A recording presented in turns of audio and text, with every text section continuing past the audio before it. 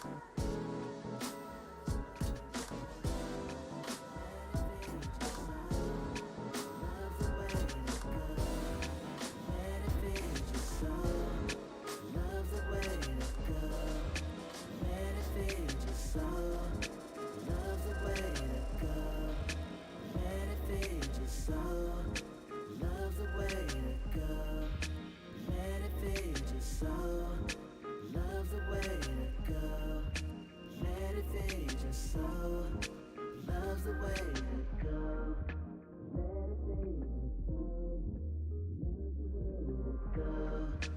Let it feed your soul. Let the Kundalini chakra rise through your body, right on up to your third eye. Then you will see beyond the third dimension. Now you're activated, you got the God connection. Oh no, no, oh no. They failed to mention, yeah. Oh no.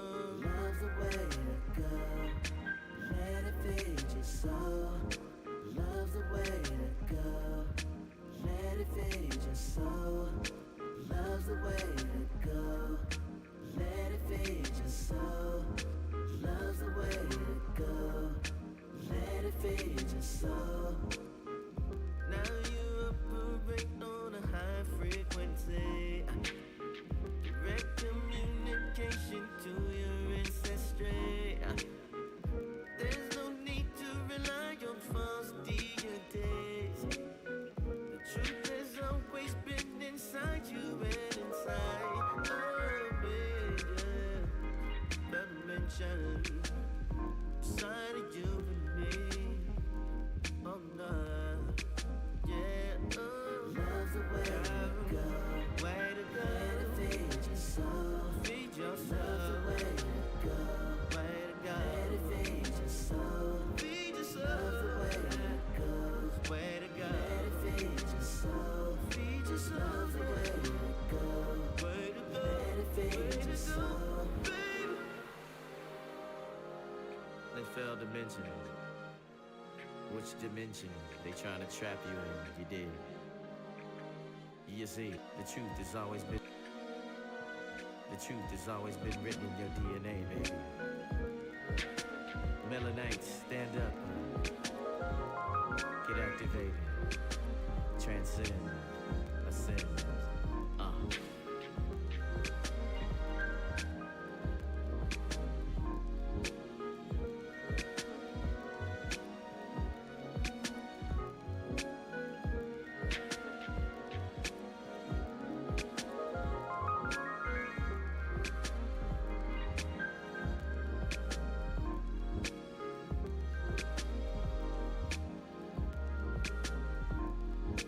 Love's the way to go. Let it feed your soul. Love's the way to go. Let it feed your soul.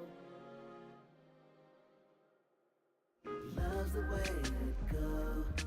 Let it feed your soul. Love's the way to go. Let it feed your soul. Let the Kundalini chakra rise.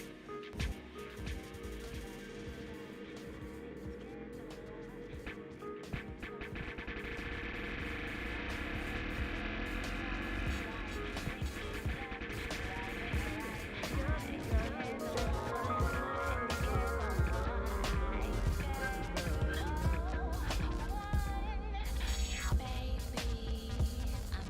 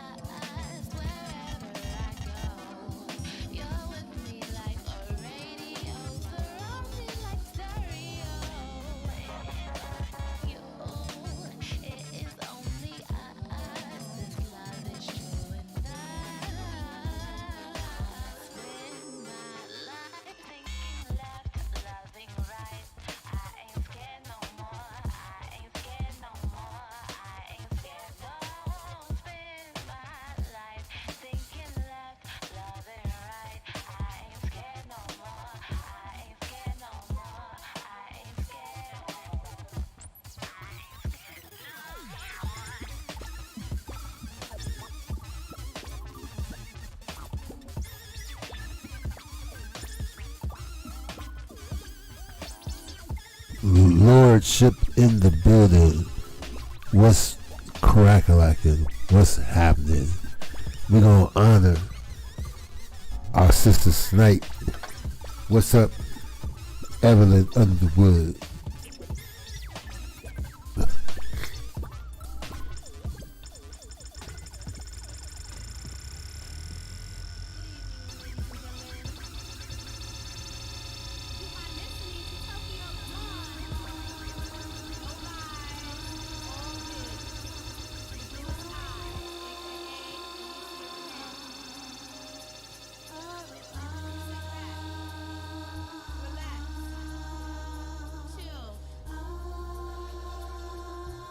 I met me a nice Negro.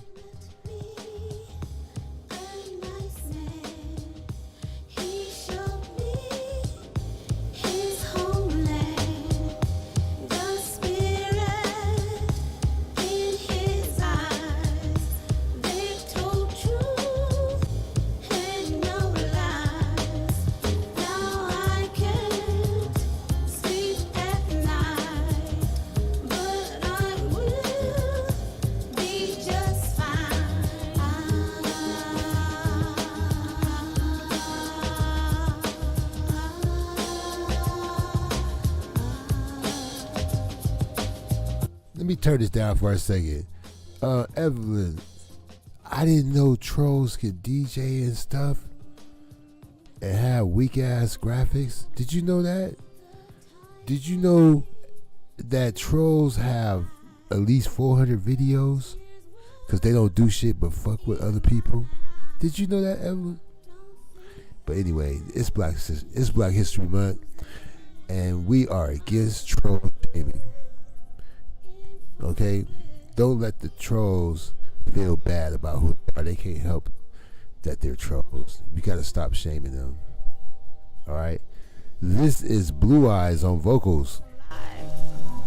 Ammunition to drive. If you live in New Orleans, you might see her at one of those clubs or on the street singing. This particular guy, She's working with Crystal Jones and Shaquille O'Neal. and I have love. And we are love. It comes from above, regardless if you believe it or not. But please believe. Yeah, please believe. Do you think about the time when love hit you? Make you wanna go and cry and lose your cool. But you gotta play it safe and see love through. Do you think about the time when love hit you? Make you wanna go and cry and lose your cool. But you gotta play it safe and see love through. I met me a nice man. He showed me his homeland. The spirit in his eyes. They told truth and no lies. Now I can sleep at night. Right off the top, we're going to talk about Cicely Tyson and Nina Simone, and it's going to be all positive things about our sister. Okay? Sometimes I wish I just could call his name, so I do it. No, I'm not ashamed. How could I deny the love that I see coming through his eyes? I'm feeling this, oh yo, can't you see? But I'm not gonna let this truth free. Maybe one day I'll find it in my heart, but right now sit back and take my part. Sometimes I wish I This little love of mine. I'm gonna let it shine. Like the star on the sun. I'm gonna let it shine. Oh, I'm gonna let it shine. Oh, I'm gonna let it shine. We are surrounded by bombs and guns, and everywhere you go, I play brother run. So much people not gonna live to see the morning sun. I don't know where them I lay down. I feel war and crime everywhere. Me see the young world them living in fear, and nobody don't really seem to care.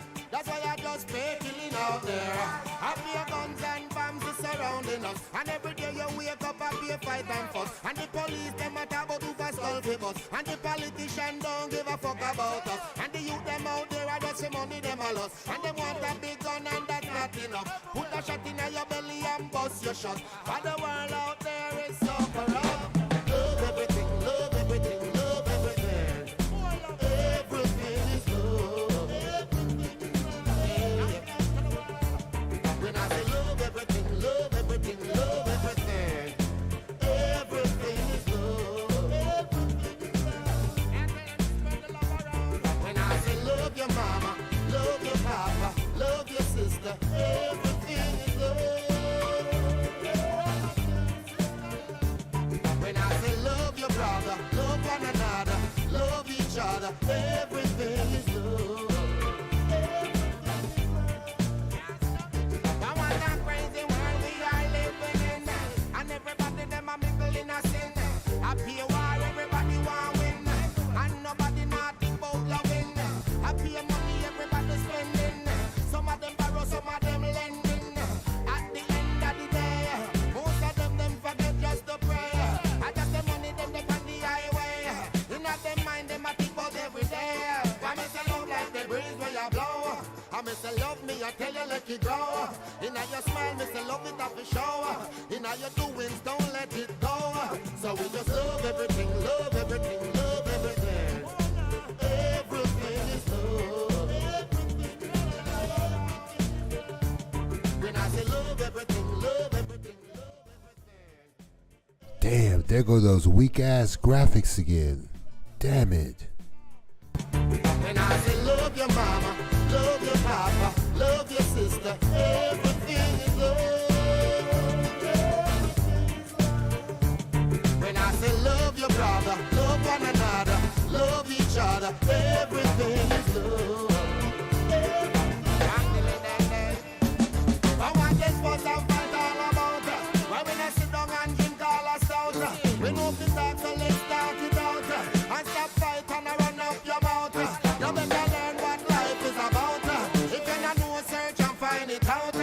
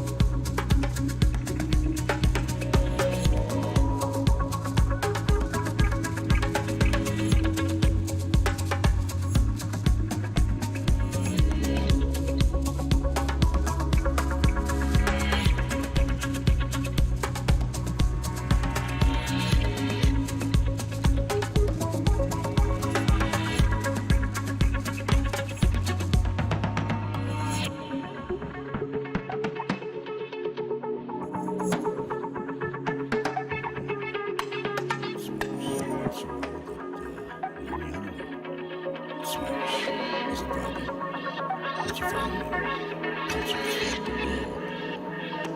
But most religions that believe in God believe in the devil.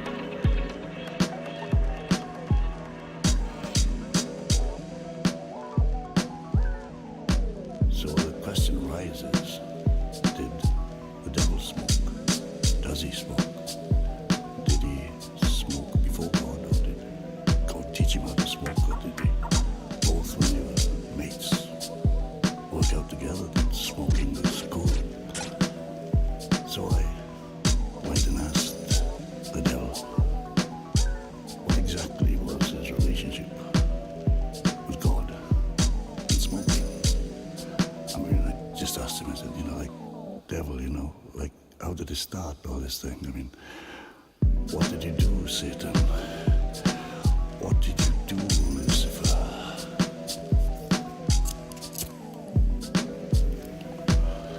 You know what he said? I gave God the light. I am Lucifer. So I guess in a way, without the devil, there'd be no God. And without them both, there'd be no smoke.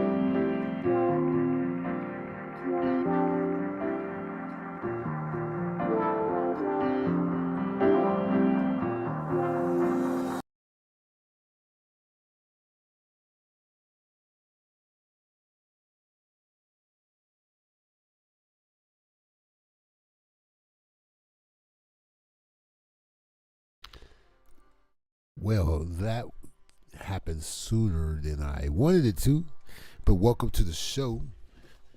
This is his lordship. Sound check, sound check. Mic check, sound check. Yeah, I actually was going to show you a live video feed of my cotton plant. Okay, the sound sounds good. I have a cotton plant that grows cotton.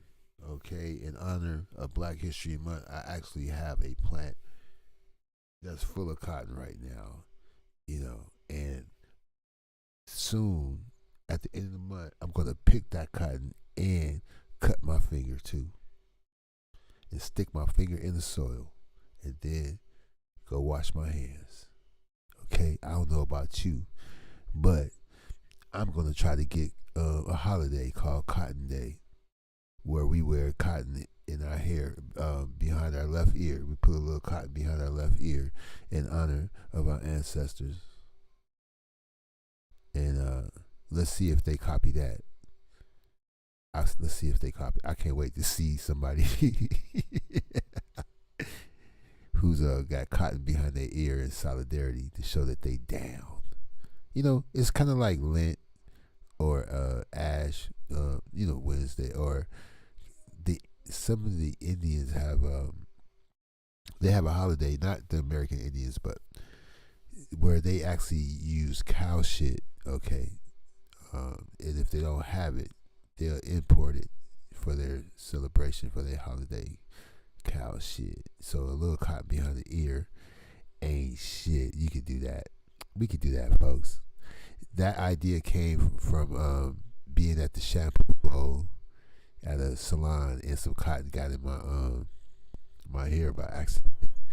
And somebody said, "Why you got cotton in your hair?" And I said, "You don't know, you don't know about Cotton Day.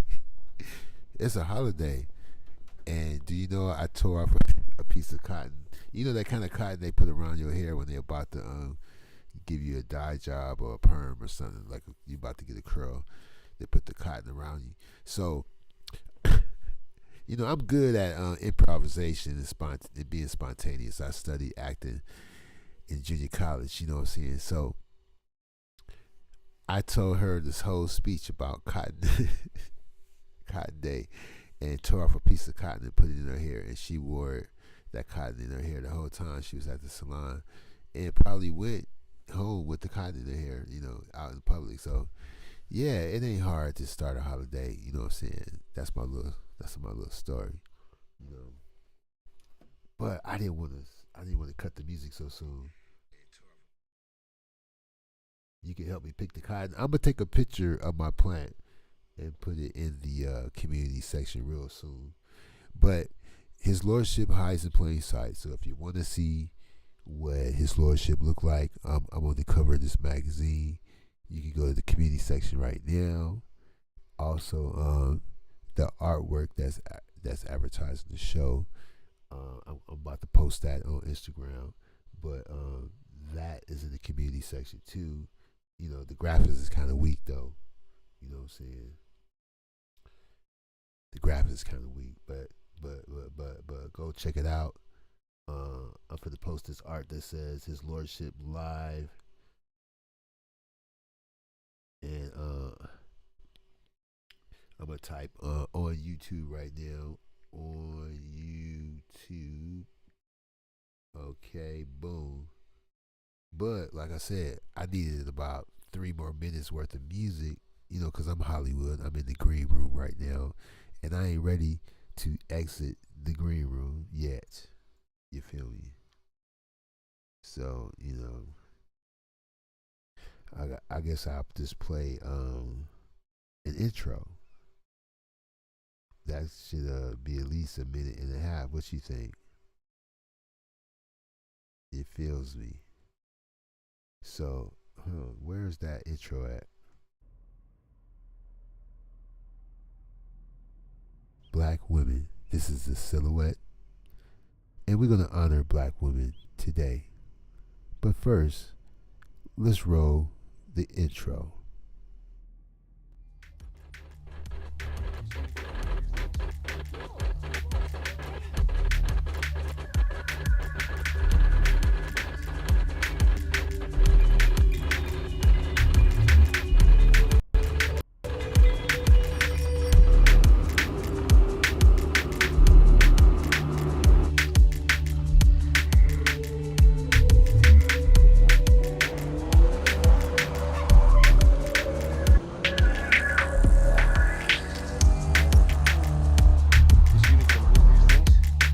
His Lordship,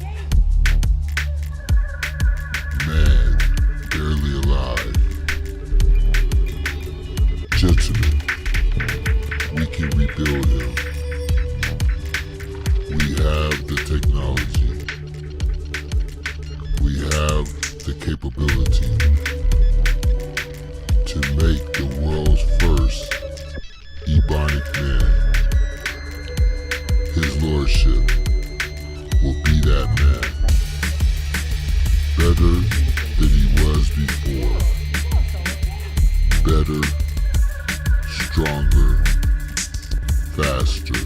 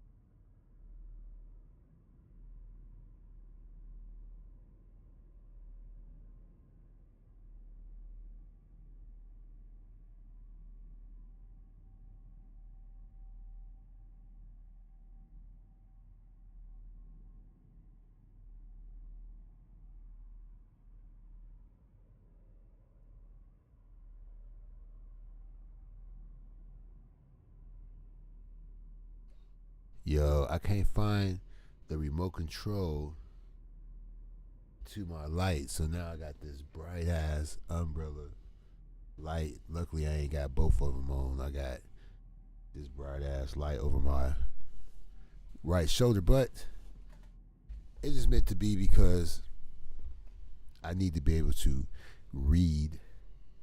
I need to be able to read anyway, and it's not good to read in the dark. So honoring, carrying on part 2. We might have part 3, part 4. It's a lot of information here. I have an amazing book written by 3 or 4 black women. Yomi Ignis. No, Toyomi Ignis. That's kind of nice. Toyomi Igus.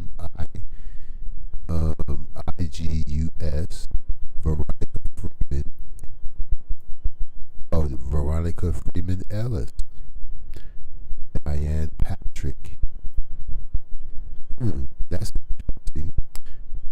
Diane Patrick.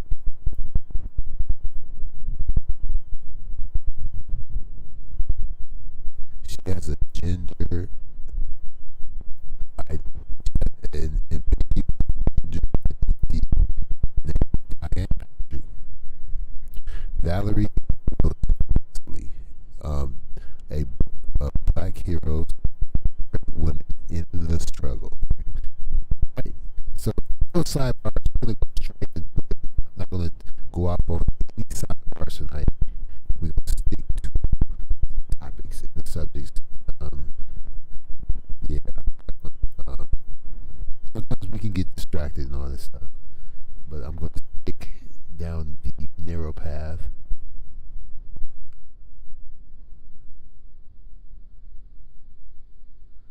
All right. What did it say? Oh, I must have pinned you by accident. I took the cotton out of my eyes and stuck it in my mouth so I could. I heard that. Hey, you know what? That got pinned by accident, but I'm glad that it was pinned. Shit. So Miss Simone, she steers at her listeners' emotions more skillfully than any other popular singer. That was written by a music critic named John S. Wilson.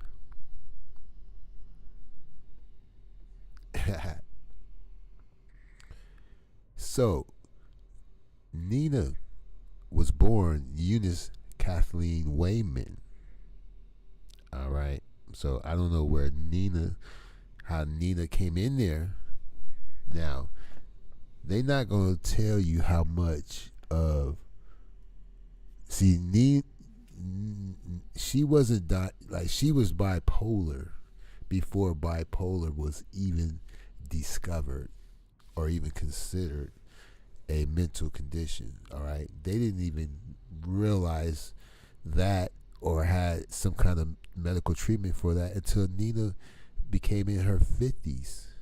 So let's not judge her for the free spirit she was when she was younger. Now see,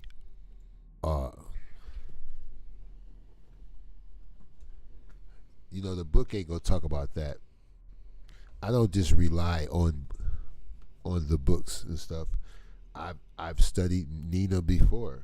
I admired Nina before Black History.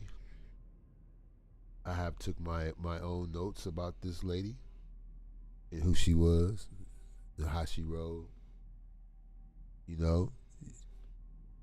I can make about 3 points that may or may not be in this little short article I'm going to read about her, and Cicely Tyson is next. But Nina was a freak, but she wasn't a hoe. So I need a lot of other influential people, or people who can be influenced, or people that's setting the example, or people in that position to be admired. Remember, you are liberated. You're on the equal. You're supposed to be equal and treated equally, and stuff like that. So you wear pants now sometimes. So um, you could be a freak, but you don't have to be a hoe. You see what I'm saying? So she had a high sex drive because of her illness. So she she may have an excuse. Who knows, if she was being treated early in life, she might not have you know been so free. But it was that period of time that people were free and loving and stuff like that and hugging each other and shit. But she tightened up though. Okay, she tightened up because she got married. She moved to Africa, tried to live in Africa as African American. She tightened up. When the revolution started, she told her white husband, it's on. The movement is on. I can't be in the movement and be married to you at the same time. I don't know if anybody knew that. I don't know how many people knew that or whatever. So Nina wasn't the one. Nina was left brain, white brain. I think there was a movie on Netflix that was very nice. I don't know if you've seen it. I don't know if it's still there. But Nina wasn't the one. She told her, and then she started making civil rights type of music where her label wasn't happy. Her label was not happy. She did it to the fullest. She did it her way. She ended up living in France and couldn't even, do a small bar. She could get 12 people at a bar. That was a good night. And her illness had gotten worse. But her old friends, her old bandmates that lived in Germany or whatever, they came and got her and cleaned her up, just like Marvin Gaye. They came and got her. And one of her songs was back on the scene because one of her songs was used for a Chanel commercial. So her popularity came back. And it's funny how it takes a TV commercial or a movie to bring an amazing black artist career back. And how can it leave to come back? James Brown, if it wasn't for Rocky IV, that was it. He was done. Rocky IV. It was a few other people that got lucky that way.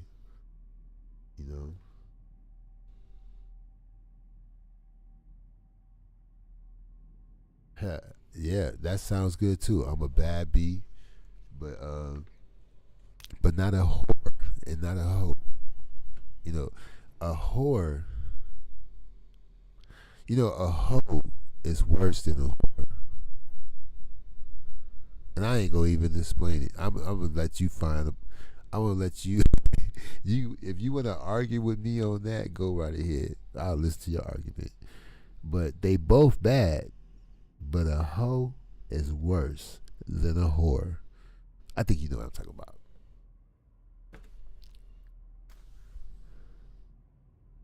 I'll let you in on a little secret. I was visiting this girl one time that I was dating. I just started to date her, and her sister. I said I wasn't gonna do that. All right, this one story though. One story, you got it, cause we mentioned hoes and whores, right? So I was with this girl, and she was tired of dating NBA players, so I caught her at the right time. She was like burnt out on NBA. Her oldest sister already had a baby by an NBA player, and her baby sister was messing with NBA players now. But they were bad though. They were bad. So anyway, I'm we in the living room. She house sitting for her sister. We in a futon in the living room, and her baby says, I hear a car roll up on the sidewalk, and it was a 2-seater Mercedes. Hey, look, I don't be making these stories up, and this is just, I'm an old ass man now. I'm an old man. I mean, I'm an OG. We got nothing but shit. We live long enough to talk about shit. It's these young motherfuckers that don't got shit to talk about. So I can't help it. I got a show where, I'm very colorful with my words, and I try to help you envision and perceive and comprehend what I'm saying. You see? You said too late to do it, huh? All right. So, all right, I look out the window just, on the strength, on the reflex, like, I'm like Malcolm X, you peep out the curtains without them seeing you with the little, I didn't have no weapon, but I was just saying, I'll be at the windows, like, when I hear a sound, I'm at the windows like Malcolm X. You throw a cocktail through the window, I'm going to throw it back. I'm going to pick it up and throw it back. So anyway, so it was a 2-seater, hard-top convertible Mercedes on the sidewalk. And then I got back in the futon with the chick, right? And then I hear a knock at the door. And this girl had on a one-piece mini dress with no underwear, like no bra, no underwear. But you couldn't see anything, but I'm not stupid. Like I've been around nothing, but I've been raised around. I worked all my life. I ain't never worked with more than 2 dudes.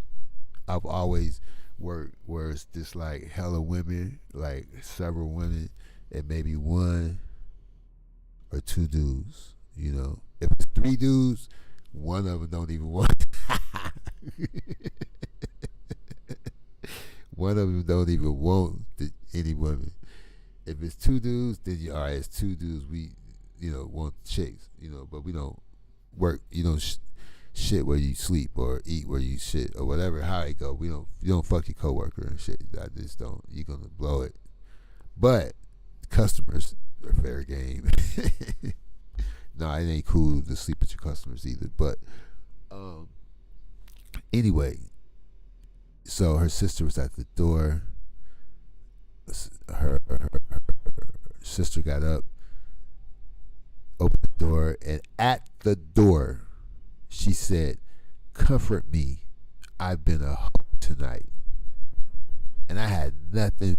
I never met her little sister, but I had so much respect for that statement.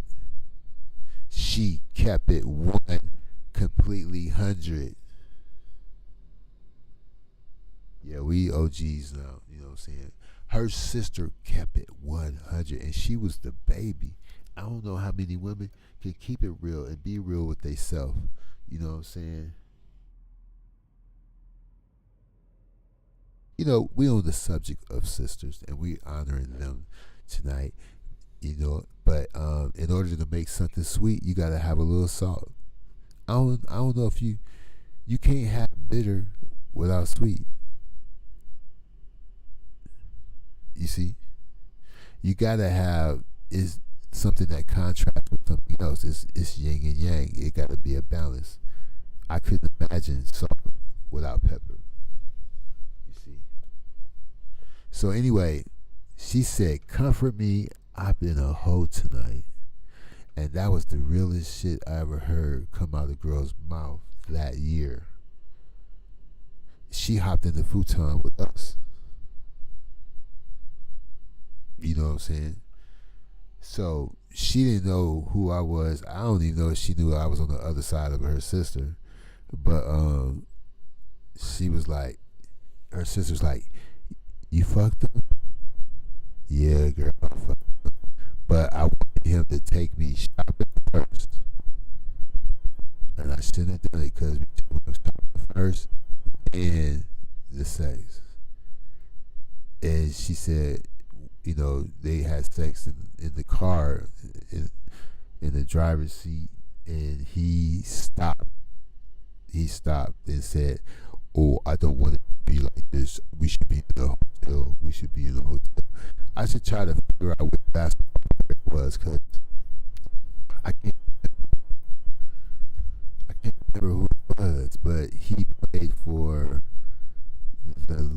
Lakers because her sister moved to Southern California. I guess chasing one of the basketball players. So I know he was from the Lakers. They was in town. But if his name come to me, I'll mention it. But she was like, "Damn, I fucked up. He should." Now I don't know because he already, we already did it. Like I wanted to be taking shopping first. I was like, "Wow, that's how the game go." Okay, I see. I was privy to some. I was a fly on the wall. You know, because all three of them mess with ball players, but I got lucky. The middle sister was like, "I'm good. Them niggas don't mean shit to me." You know, so it was gravy.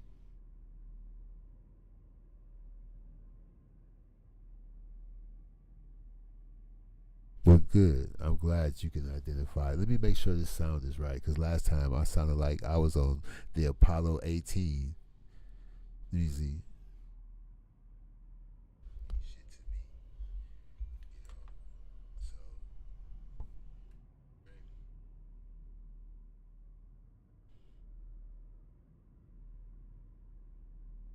all right, I think we got it. I think we got it. It's still sounding good. Let's get to Nina Simone. No more sidebars. No more sidebars. We're gonna stick to the script. I promise from this point on. Um, Let me see. Nina was interested in music from the time she was a child, but at first she did not express her talent by singing. She began playing piano by ear, and when she was women, she began to play piano by ear when she was as young as 3 years old. And when Eunice, that's her real name. That's an old school name, boy. Eunice, Augusta, Harriet, Gertrude. Anyway, when Eunice was 7, a white woman for active in the a white woman for whom her mother worked agreed to pay her for piano lessons. In high school, Eunice was active in student council and the choir, and played the piano for the glee club. Also, her family could not afford to send her to college. People who wanted to help Eunice get an education donated money. In this way, she was able to attend a prestigious Juilliard School of Music in New York. There, she studied piano and theory. And when the support, oh, when the money ran out, Eunice moved back home to her family, now in Philadelphia. She helped support herself by teaching and using her husky voice to sing blues songs in the Atlantic City nightclubs. So she was banging away at the clubs. Okay. In the late 1960s and 70s, Nina began to make strong statements about civil rights and social issues.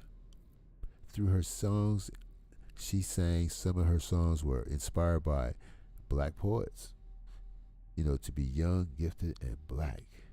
And Paul Laurence Dunbar, Compensation.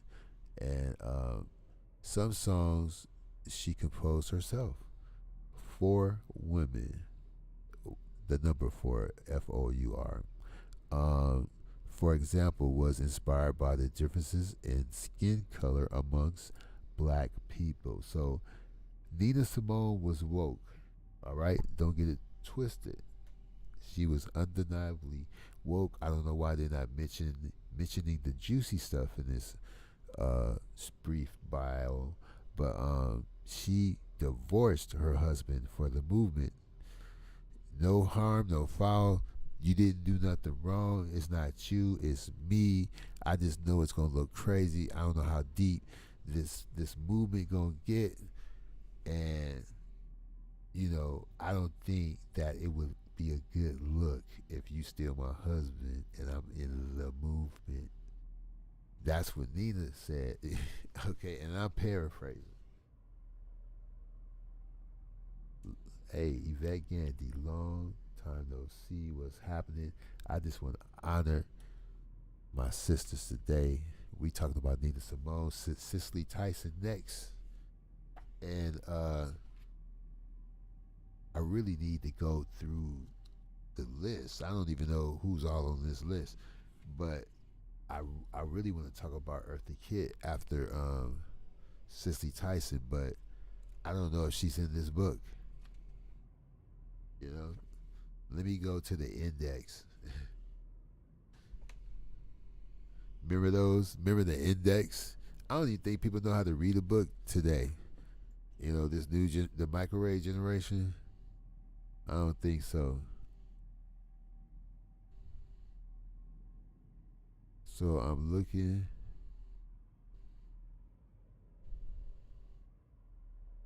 I'm in the index.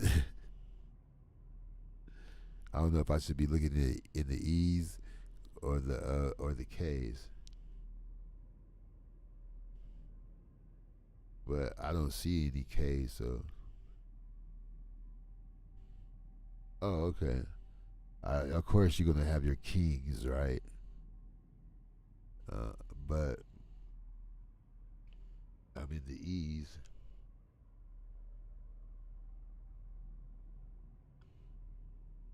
Yeah, I see your Evers, your Emmy Awards, your Emancipation, your Ellertons, your Eisenhower, or Eisenhower, basically. I'm sorry, Dwight D. Eisenhower. I see your Edelmans and your Ecksteins and your experts, but I don't see Eartha.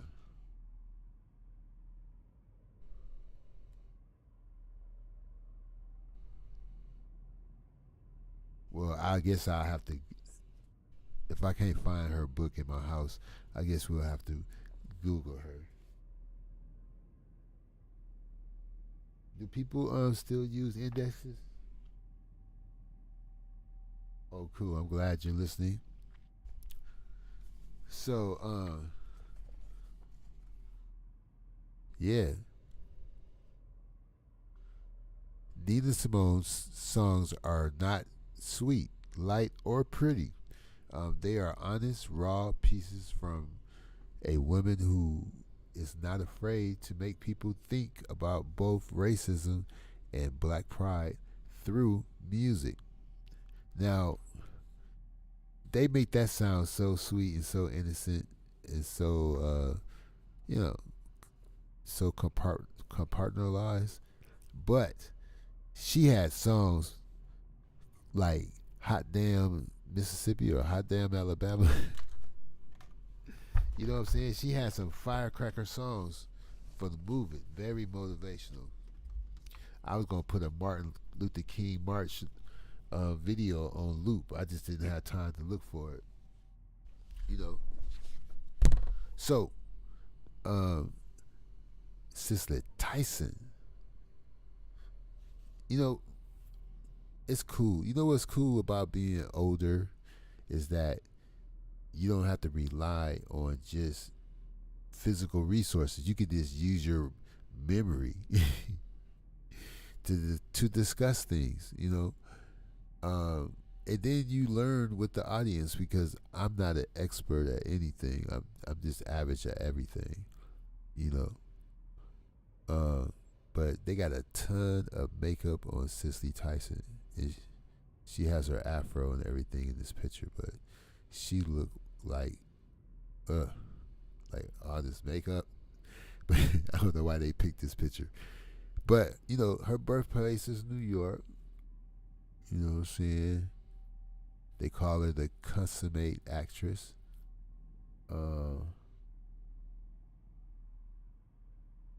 Role model. My mother leads the pack. When I think of the price she paid for this life, I regard her as I do all of the other black women throughout history. Oh, I regard her as I do all the other black women throughout history. Um, Miraculously,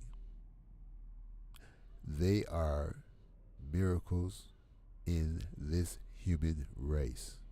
And that's a quote from Cicely Tyson. Now, after she graduated from high school, young Cicely Tyson took a job as a secretary for the Red Cross. I had no idea.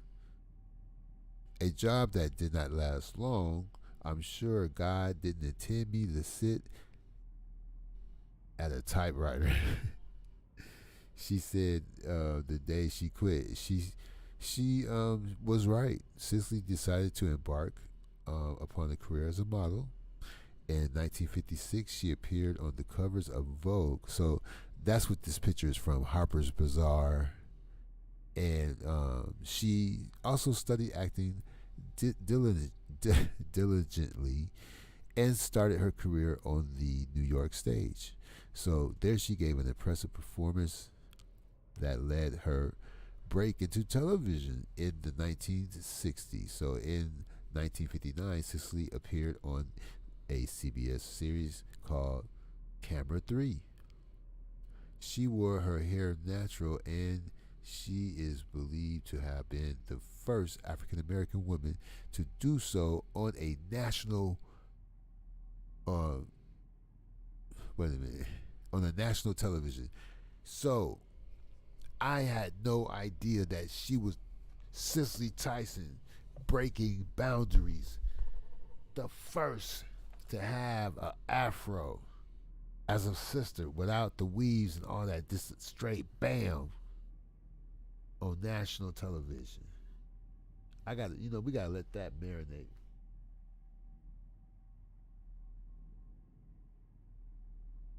Oh, okay, Blair Underwood and Cicely is the homies. All right. Well, look, we're gonna talk more about Cicely Tyson. I'm just hella dehydrated, so let us figure out something right quick.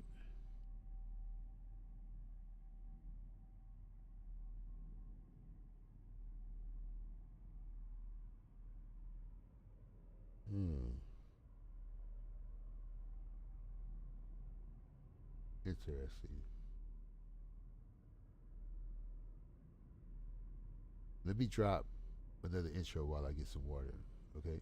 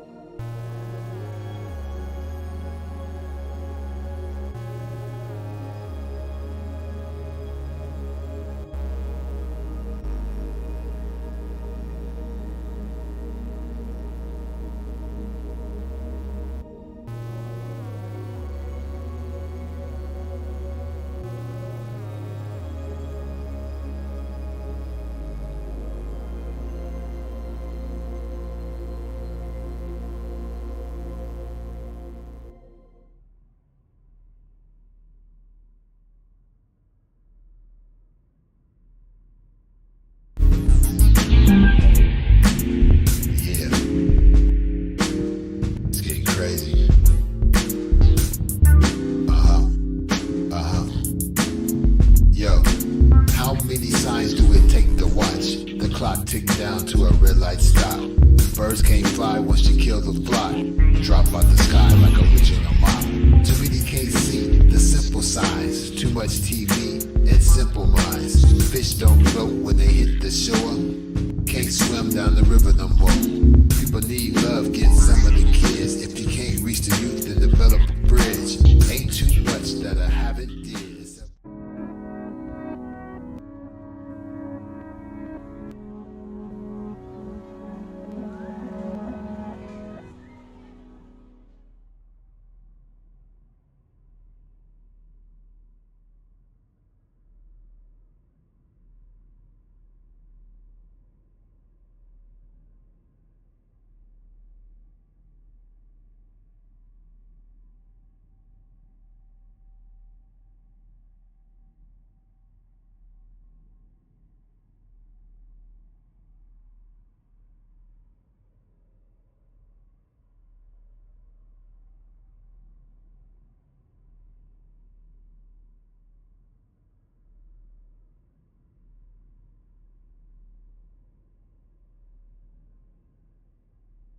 I might have to make these intros a little longer. They just don't buy you enough time. You know what I'm saying? They do not buy you enough time. Yeah. So we were talking about Cicely Tyson. All right. Okay. And I want to finish up what they were saying about her.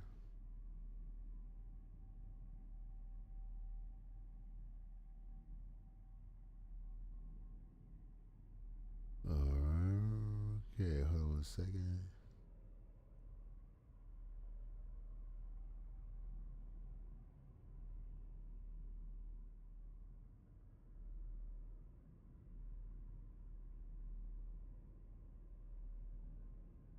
Yeah, just 1 second.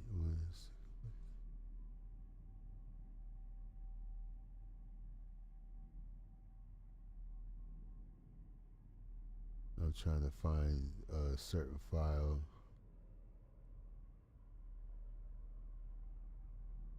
Let's see. It is so hard to find these files.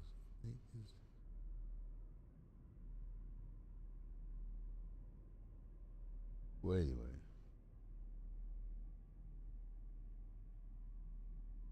I do need to consolidate these files.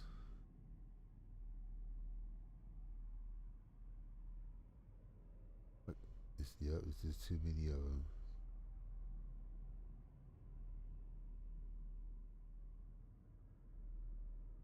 Anyway, Cicely Tyson.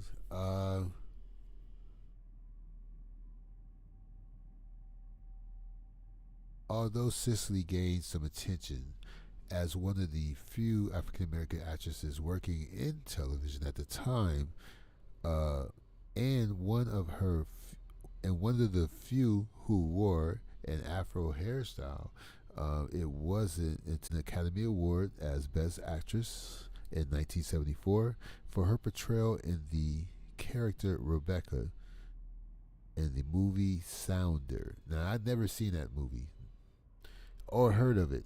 Now, the autobiography of Miss Jane Pittman, based on the novel by Ernest Gaines. Um, since then, Cicely Tyson has appeared. Well, let me clarify that. Soon after she won the Emmy Awards for her triumphant performance as Jane Pittman, okay? Um, so that's what I was talking about. It was based on a novel by Ernest Gaines. Now, since then, Cicely has appeared regularly in films such as A Hero Ain't Nothing But a Sandwich. A Hero Ain't Nothing But a Sandwich. And in the television movie like Roots, that's when she caught my eye in Roots. Like I was feeling Cicely after Roots.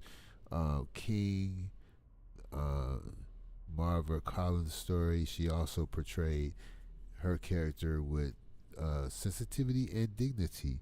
Now, I liked her character in Idlewild. Okay, I actually got a little choked up when I saw Cicely Tyson in Idlewild. I don't know if you remember her scene, but she knew that the bootleggers and the hustlers go down a certain road, so she had a truck full of kids, and she was blocking the road. You know, people trying to move their liquor and stuff. She blocked a big boy coming down the street, and he come up to the car like, "Can you move your car? Like, what's wrong with your car?" And Cicely Tyson said, "The Lord told me to stop my." She said, "The Lord told me to stop my car right here. So I stopped my car right here. I'm not moving it until the Lord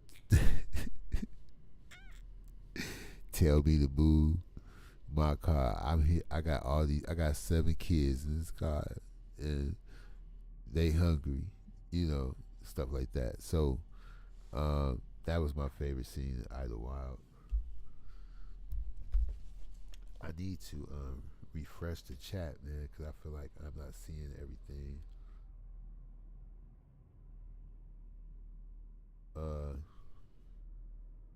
Yeah, we in the building. Yeah. So, as I was saying,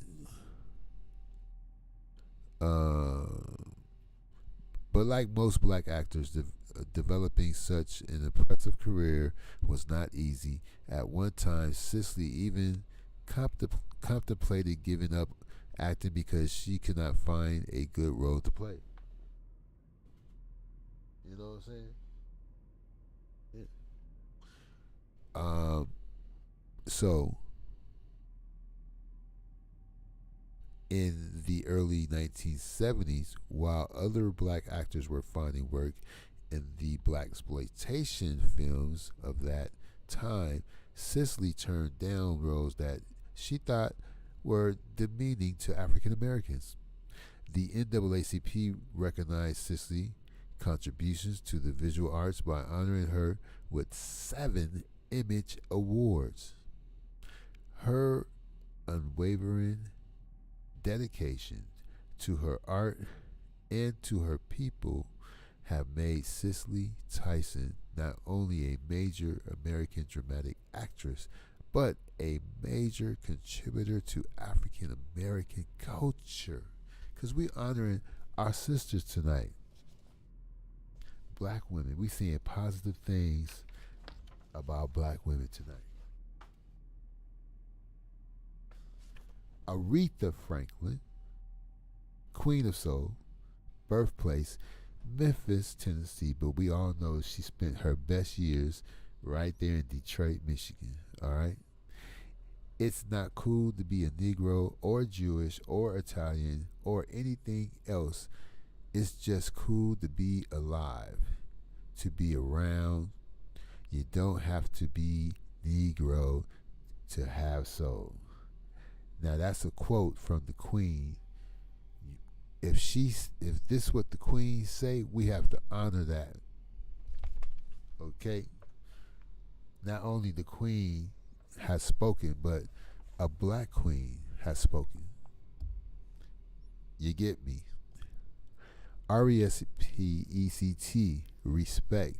The word became very important to African Americans in the 1960s, and the song that Aretha Franklin sang became the new Negro national anthem. Now, I didn't vote on that. I didn't get my memo. I didn't do no group chats or party lines to discuss this. I'm fine with the original 4-verse Negro national anthem, okay? Don't be switching up the Negro national anthem like that, because I didn't. The Negro national anthem has 4 long verses, okay? And if you ain't James Ingram or I can't think of this other singer. I like, but if you ain't James Ingram or somebody, don't even try to sing, or Lou Rawls, don't even try to sing the Negro National Anthem. How dare you? All right. Shout out to the chat room. Shout out to the people that's going to catch the replay. You know what I'm saying? Key Debin in the building. I must be psychic. I must be psychic. Yeah. So, she was afraid to fly also. She was afraid to fly. I'm sure it's not in this, but she wasn't fucking with no planes. But now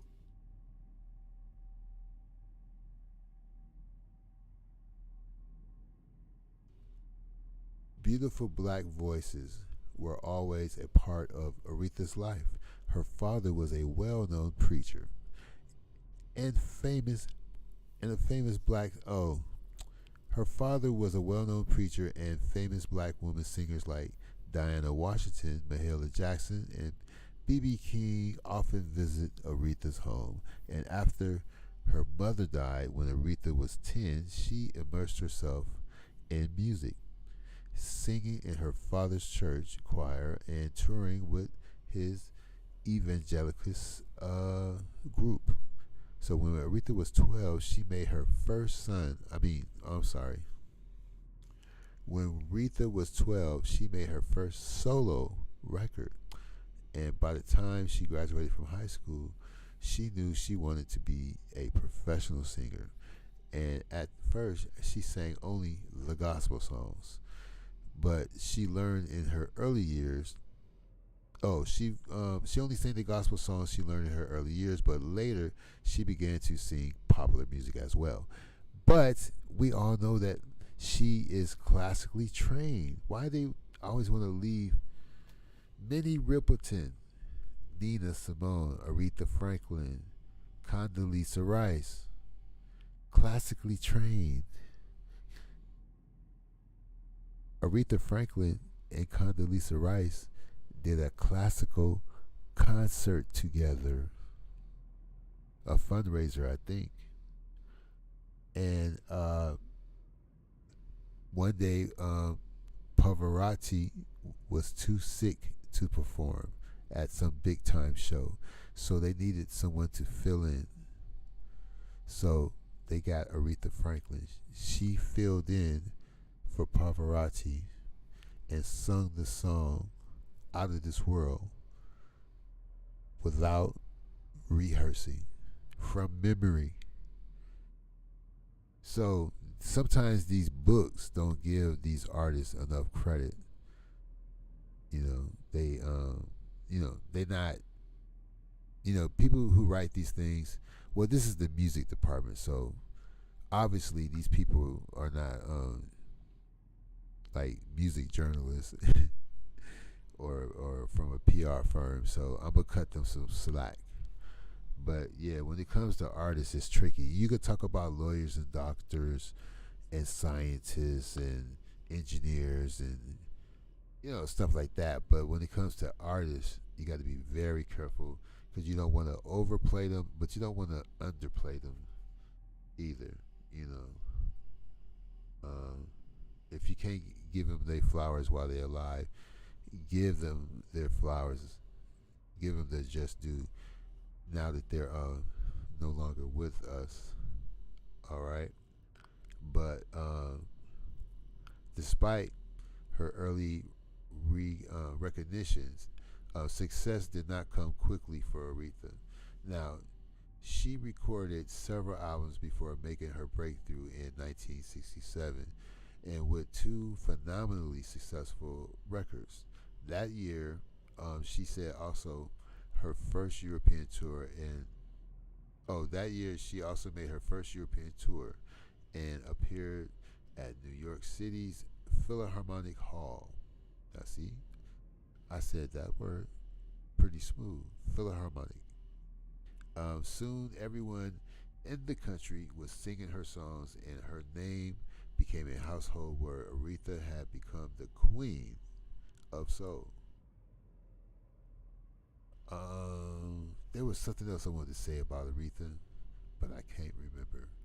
But during her distinguished career, Aretha had 21 gold records and has won 10 Grammy Awards. Chain of Fools, Never Love a Man, Respect, and Natural Woman are just a few of her popular songs. Shy and retiring off stage, Aretha was nevertheless at the forefront of a new musical era in the 1960s, and when African Americans or Negro music finally became acceptable and popular to both blacks and whites alike. Um, Today, Aretha is still turning out. Well, see, this is an old book, but today Aretha is still turning out hot songs and videos. She also, she can also be heard singing the theme songs of successful television shows like A Different World. Now, between Aretha and Sammy Davis Jr., they can sing the hell out some TV theme song. But now I remember what I want to say about Aretha. I'm gonna say this again for the second time. Aretha career went down, just like Nina Simone career went down. There was a Chanel commercial using Nina's music, and that's what brought Nina back. And the song they chose was very interesting because Nina, I guess she's very left brain, right brain, because she was playing a classical tune on the piano, without a band. It's just a classical tune, but she was singing like a folk song over the top. It was the weirdest thing. Folk song over the top, classical music, commercial, and that's what brought her back. So James Brown, it was Rocky Ford brought him back. So disco came, and only people like Grace Jones could survive. See, Grace Jones, Janet Jackson would never be a Grace Jones. Beyonce would never be a Grace Jones. But Janet, she came close though. She came close, but no. Grace Jones did music for 30 years. She survived. Every time the music changed, Grace changed. You see what I'm saying? So, we just talking about great, amazing black women during Black History Month. We're going to have a part 3 and a part 4. But this is part 2. So if you didn't catch part 1, please check my community page to hear part 1 of, talking about black women and the great, amazing accomplishments they have made to our society and to humanity. All right, Josephine Baker too. Oh yeah, she's probably in this book. It was the Grammys, I think, and we could talk about Josephine Baker. You know how today somebody might look at let's say we have a black girl, right? And she from Louisiana or wherever, right? Now she's taking a picture at a fair. She's at a fair with her friends and she's taking a picture. Now she got one pants leg normal and the other pants leg, this is hypothetical, the other pants leg is cut to where it looks like it's a pair of shorts. So her pants on one side look like a normal pair of shorts, and then on the other leg it looked like a long pants. Now she got her hair done in finger waves, like we used to call them jetta bobs or something. And let's say this is 1989. This is 1989. She got the jetta bobs popping off. She got her outfit. She got her one leg is shorts and the other leg is long. And now she's gonna turn sideways. She's gonna squat down and put one finger by her cheek and for the party, and she got on some kind of this and that, some tight, some feminine, some nice shoes. So now somebody might look at her and go, "Damn, that's she look ghetto as fuck. That's a ghetto ass picture."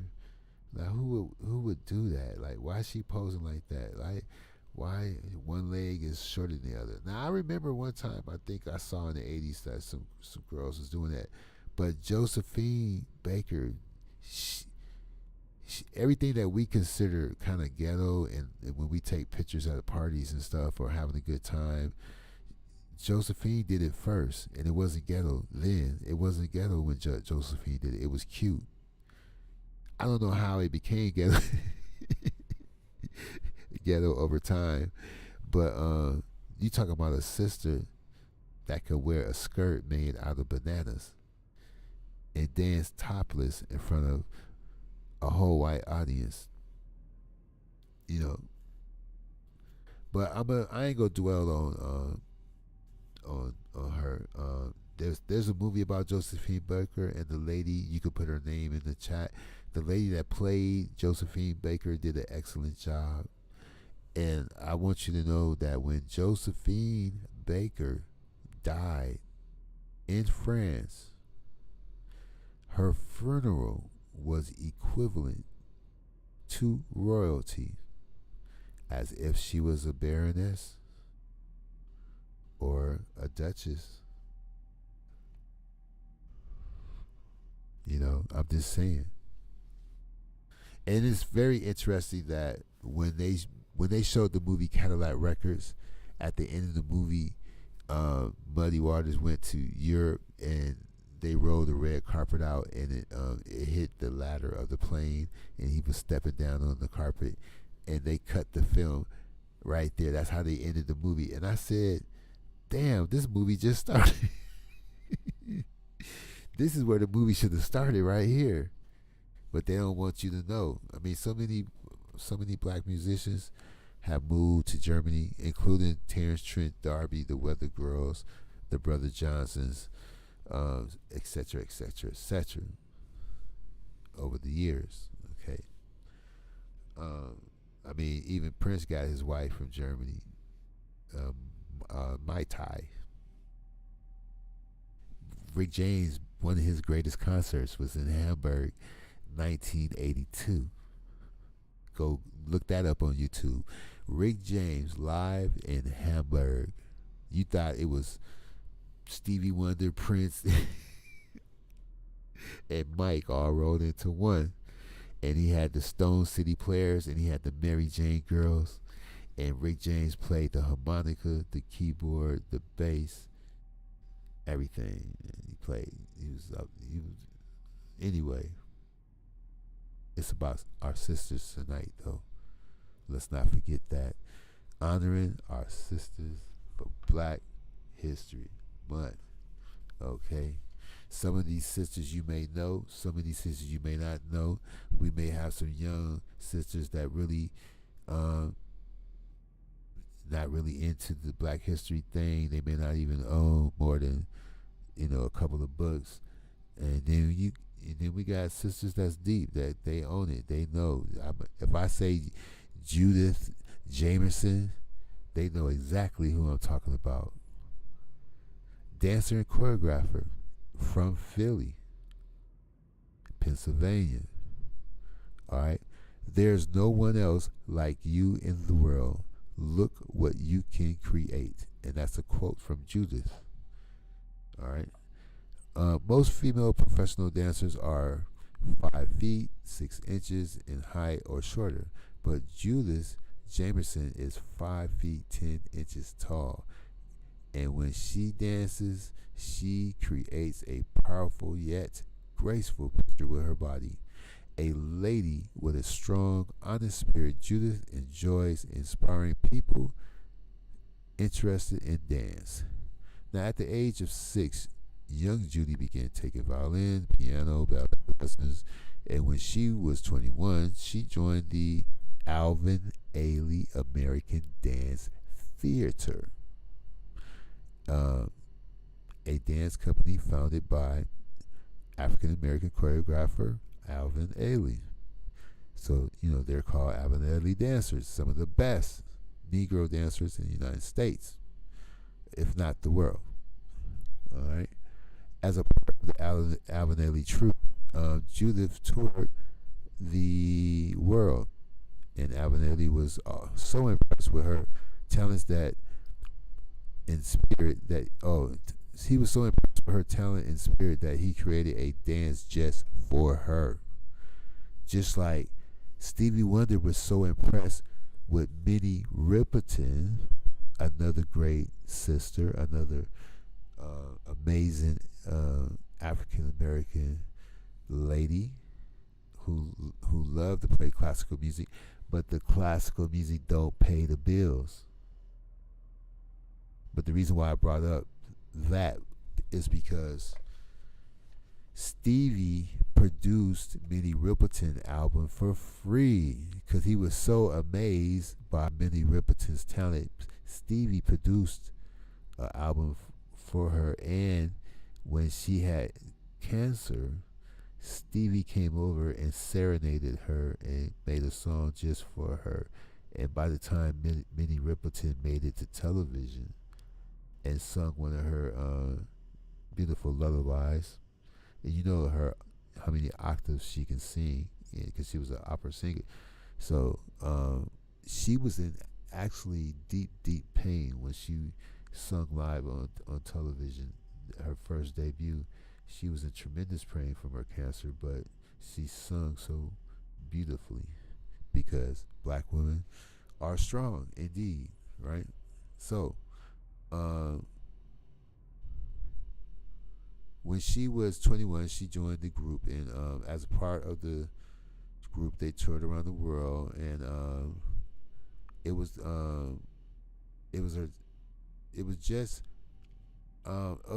called the dance that Alvin Ailey created for her. It was called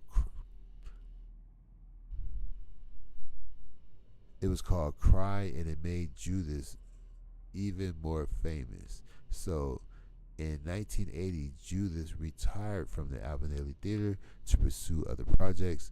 She starred in Broadway musical Sophisticated Ladies. She appeared as a guest dancer with, let me see, she appeared, I done got lost, shit.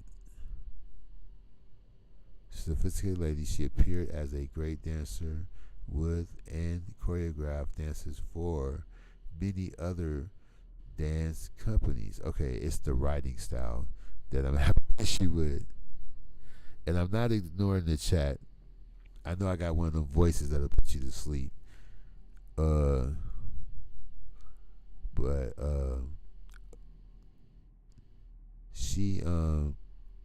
Judith soon realized that she had even more to express creatively. So in 1988, she formed her own dance company called the Jamerson Project. It was an intermediate success.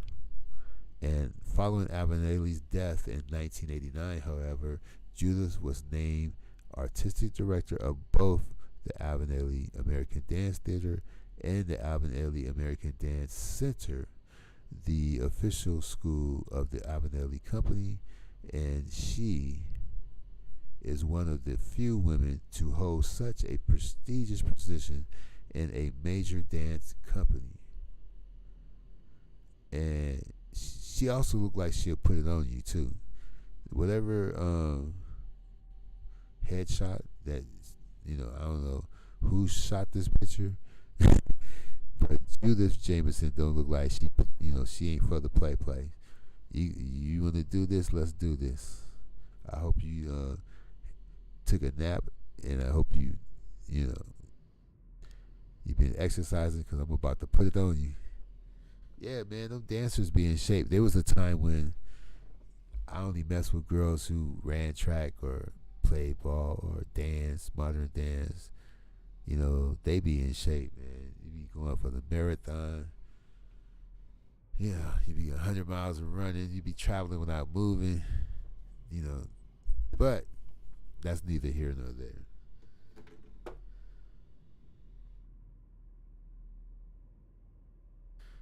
Key Debin in the building. So, yeah, that is a very prestigious title to hold. Judith Jefferson, highly recognized for both her talent and her contributions to the arts of dance, has won many prizes and awards, and the Candace Award, presented to her in 1990 by the National Coalition of 100 Black Women, is only one of them. But to her, the greatest award is helping people all over the world experience and enjoy the art of dance. That's what I'm talking about. You know? So, yeah, we've just taken a brief pause for the cause.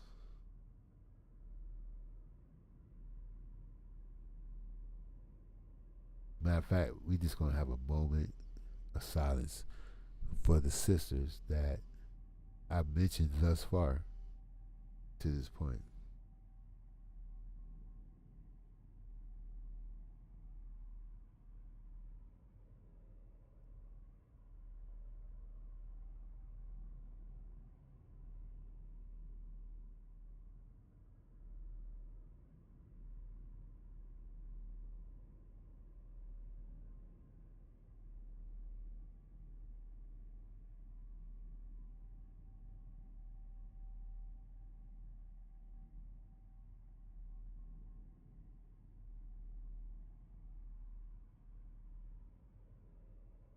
Okay, and we're black. So I need to get a cup of water or something. You know, I'm dehydrated. So I'm gonna need you to rock with me and roll with me just for a minute, and we'll be right back. Okay.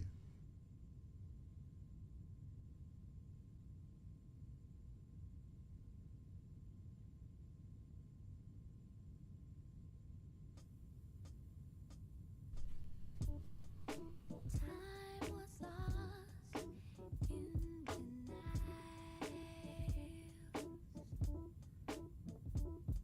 but the future sees beyond the lies.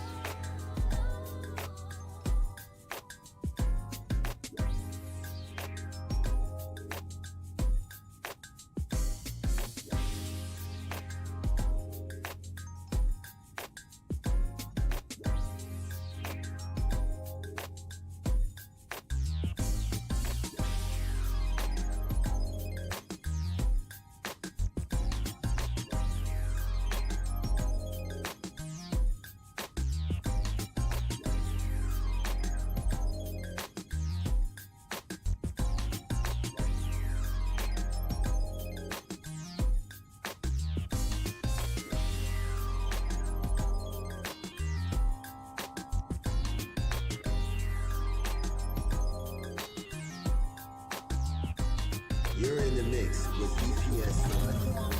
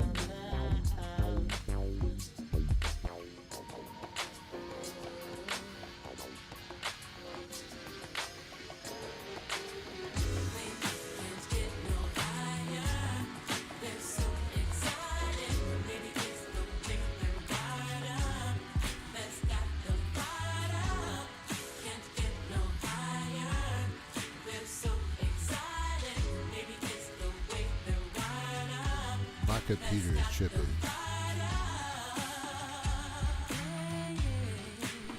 One, two, one, two. I can't even tell if the music playing or nothing.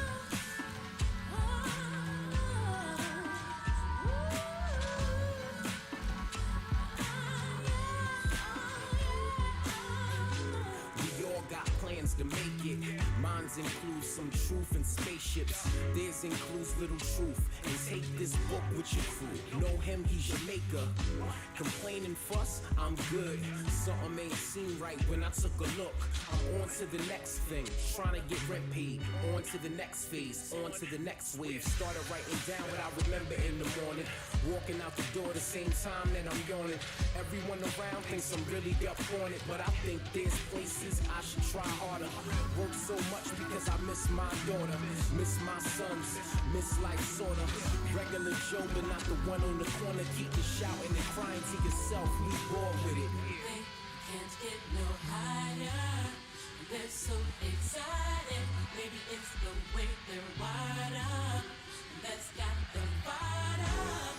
Can't get no higher. They're so excited. Maybe it's the way they're wired up. That's got them fired up. Fired up.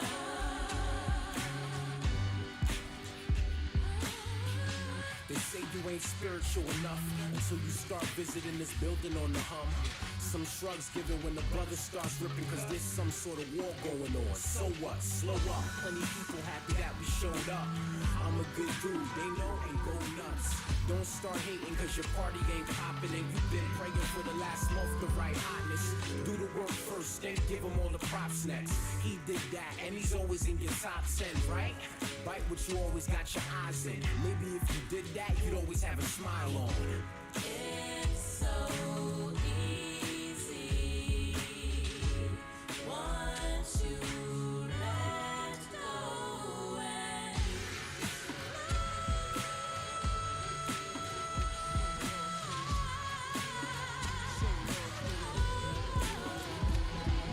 Okay, man.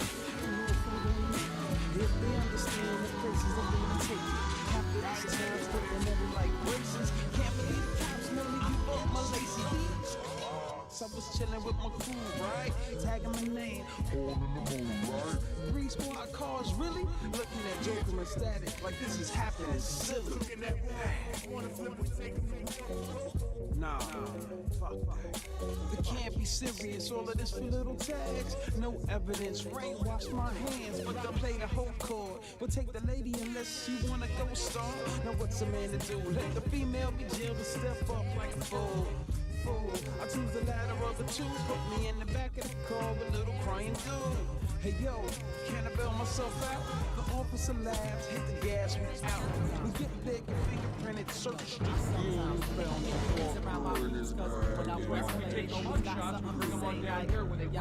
Why your tempo so slow? Yo, why your chords be so mellow? But I stay cool like Jello, even though I'm upset. You talk about being amped when my art is the subject. And every time I start a project, I hear them yapping about platinum and me not reaching the charts yet. Not realizing I take it to heart. And if you understood that, well then you know that this one is for you. You one is, you one is, you one is, you one is, you one is, you one is, come on, this one is for you. And each and every one of my crew. Don't be mad, just be glad for the things that I do.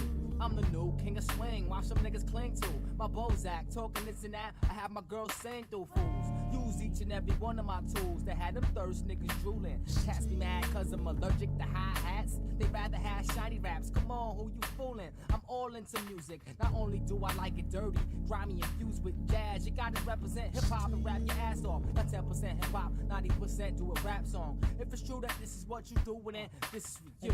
Come on. Come on.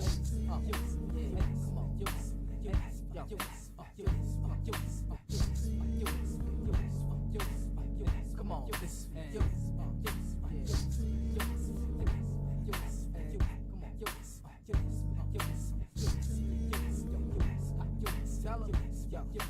Instead of getting props, I'm getting options to swap tracks. You act like you wear the top hat, yo, stop that. And you don't rule CVs, and I know majority 2 out of 3 wins. Fuck it, don't rhyme on my tracks, then try to climb on my back after I blow when I'm fat. I design serene tracks to ease back and right in lash mode to keep drops intact. Prober, 100% hip hop, not rap. I'll never drip, drop or hit the pit stop. I'll never flip flop or floss a wrist watch. Hot damn, I'm a man that'll get props. And if you stand in my way, you just get mopped. So please stop popping all that shit. I'm getting sick like the flu. Switched up my whole damn crew. Pimped them. If you got these symptoms, well, then this is for you. Come on.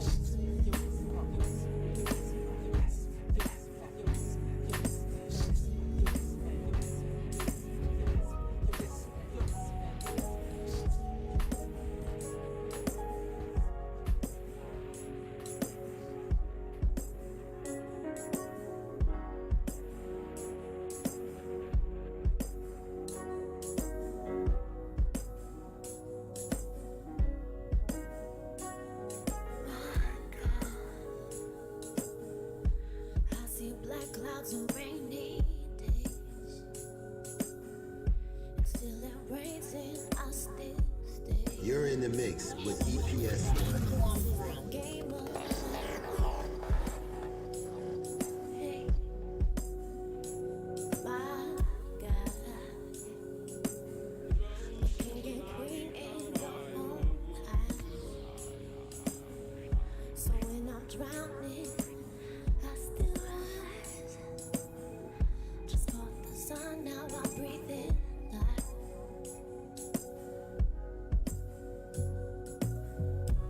Mother said, son, be your greatest. My dad said, son, be your bravest. And did you ever hear the latest where the system tried to play us, spending money that can save us? A proud man with the plan for no papers, but no cup hand as I stand for no favors. I may be going deep, but I refuse head to see. But even at 6 feet, you can still provoke all my layers. I remember when I didn't want to stay every day. Like the city living, always looking great. Blacks are looking great, whites are looking great, browns are looking great. Mother just booked me a ticket, fly me away, ayy.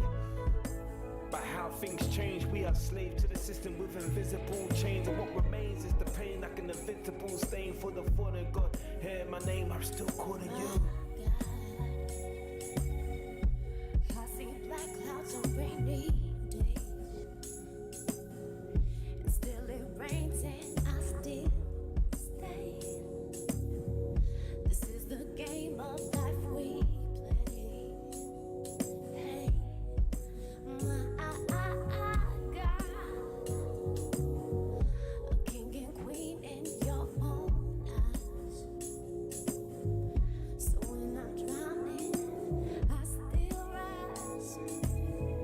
Just caught the sun, now I breathe in life. I breathe in life. How many people lost to their dreams, right? Caught in by the struggles of their own screens, right? Bills in the morning while you working past midnight. If life's just a stage, then we haven't got the scene right. At 16, I wrote my first 16, just emotional teen, high off the lines like a drug fiend. I'm lost in this rhyme, don't intervene. And my brother saw a side that they never seen. Now I'm a grown man in a dream. And my mother's getting worried from my hustle. Either getting busy living or you getting busy dying. So what's the sense of you trying when she only sees the struggle? Under this black cloud, I stay humble. Pies that I eat before my face starts to crumble. These lies I won't keep before I drown in this puddle. Got my third eye open, but I'm still seeing doubles. My God. I see black clouds on rainy days, and still it rains and I still stay. This is the game of life we play. Hey,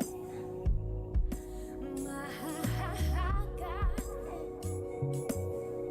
a king and queen in your own eyes.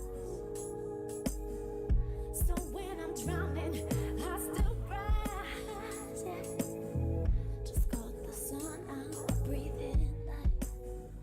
I'm breathing life. God, let me just speak to you. So many people here don't believe in you. I do the deed, stay humble, then I bleed for you. Rich and poor, listen, more, I'm still feeling the need for you. Black people on the wider scale. We built the pyramids, but now we suffer around the world. I'm attracted by these flashing lights. I'd rather have the shiny things than my living right. My passion might leap of faith, but I'm scared of heights. So what we do it wrong, the feeling it don't feel right. Feeling how it feels right. And the liquor and drug feeling it's a painkiller. I guess who the addicts want to know, go quicker. Hold the water on my dome, but the blood is thicker. For my people, I bleed 1,000 times. Can't bleed 1,000 lines for the signs of the times. God said to me, Chris, just put it in the right mind.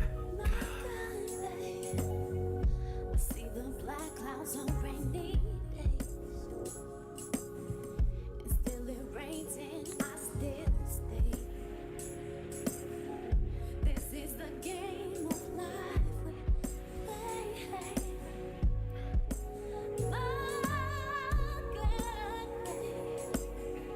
A king and queen in your own eyes. So when I'm drowning, I still rise. Just caught the sun, I'm breathing light.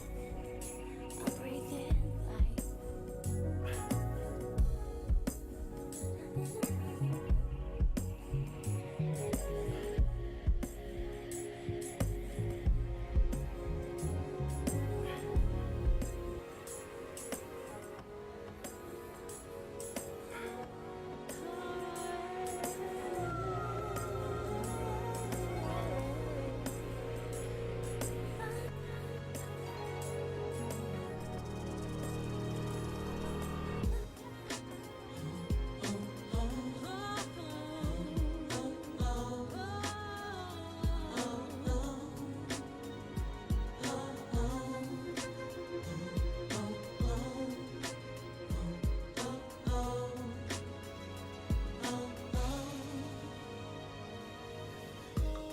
I'm in the garden of your life. I feel the soul beneath my feet, and I feel alive in the garden of your life. I'm in the realm of your design.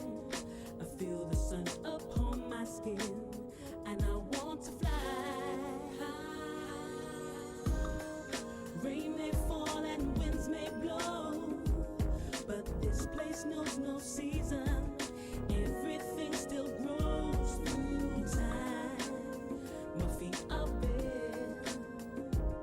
I walk amongst your thoughts and breathe in your air. Of your eyes beneath my feet. In the garden of your life.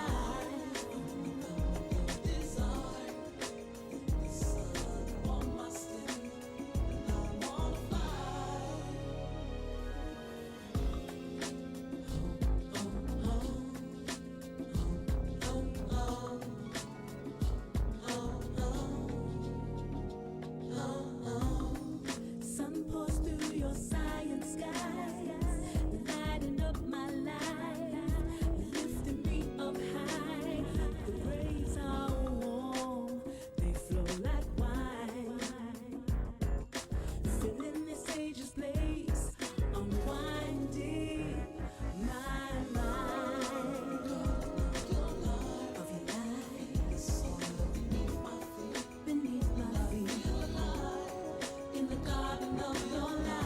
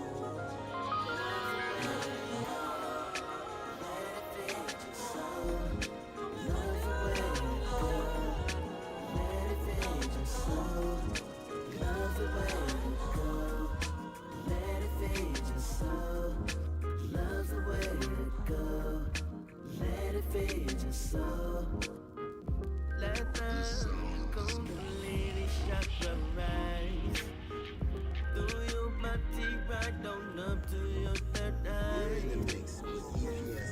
Then you will see beyond the dimension. Now you're activated, you got the God connection. Oh no, they failed to mention. Yeah. Oh no, love's the way to go. Let it feed your soul. Love's the way to go. Let it feed your soul. Love's the way to go. Let it feed your soul. Love's the way to go. Let it feed your soul. Now you operate on a high frequency. Direct communication to your ancestry. There's no need to rely on false deities. The truth has always been inside you and inside of me. Yeah. The dimension inside of you and me. Oh no, yeah. Oh, love's the way to go. Way to go. Let it feed your soul. Feed your soul. Love's the way to go. Way to go. Let it feed your soul. Feed your soul. Love's the way to go. Way to go. Let it feed your soul. Feed your soul. Love's the way to go. Way to go. Let it feed your soul. Baby. They failed to mention which dimension they trying to trap you in. You dig? You see? You dig? You see? You dig? You see? You dig? You see?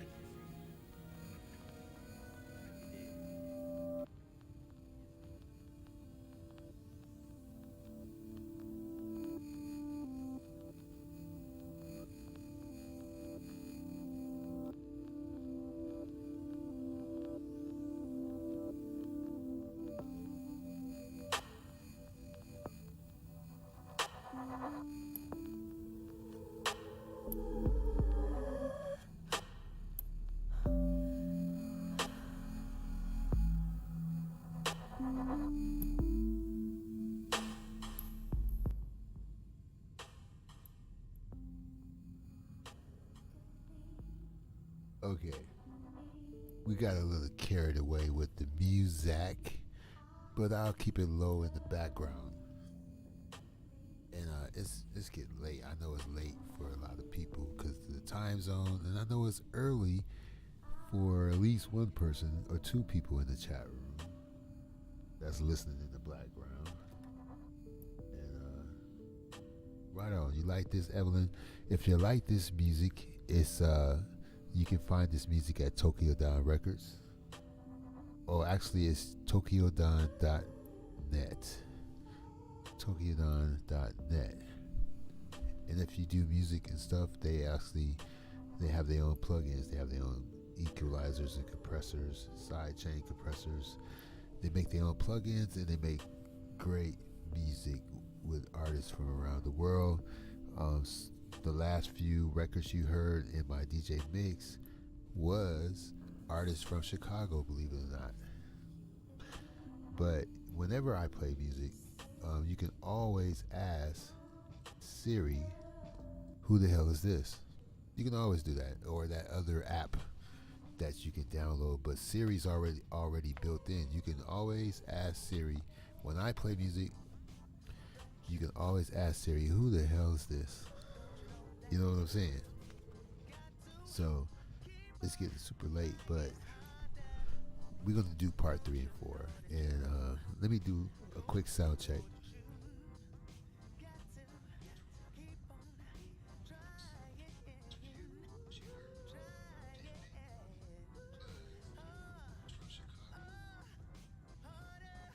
All right. It sounds pretty clear. Shout out to my invisible engineers. I got 2 invisible interns helping me out tonight, and that's Air and Wind. So shout out to Air and Wind. Now, Alice Coachman, an Olympic gold medalist, 1926. She's from Albany, Georgia, and Alice Coachman won the high jump. You know what I'm saying? All children love to run and jump, and Alice Coachman, however, found that she could run 4 and 1.5 inches in the high jump. Oh, wait a minute. She found out that she could run very fast and jump very high, and when she was in the 7th grade, she vaulted 5 feet 4 and 1/2 inch in the high jump, and less than 1 inch from the world's record. Wow! And Alice, once Alice accomplished this, the sports world began to watch her more closely to see what else she could do. Now, I had dimmed my lights down, and I done moved the damn remote again. This is crazy. So I'm turning on my other light. All right, now I can see. Alice soon established herself as one of the true great athletes in the history of amateur competition. And when she was 13 years old, she entered the Amateur Athlete Union, the AAU competitions, and won 22 individual titles. She won the outdoor AAU championship for 9 years in a row. Alice Coachman, ladies and gentlemen. All right.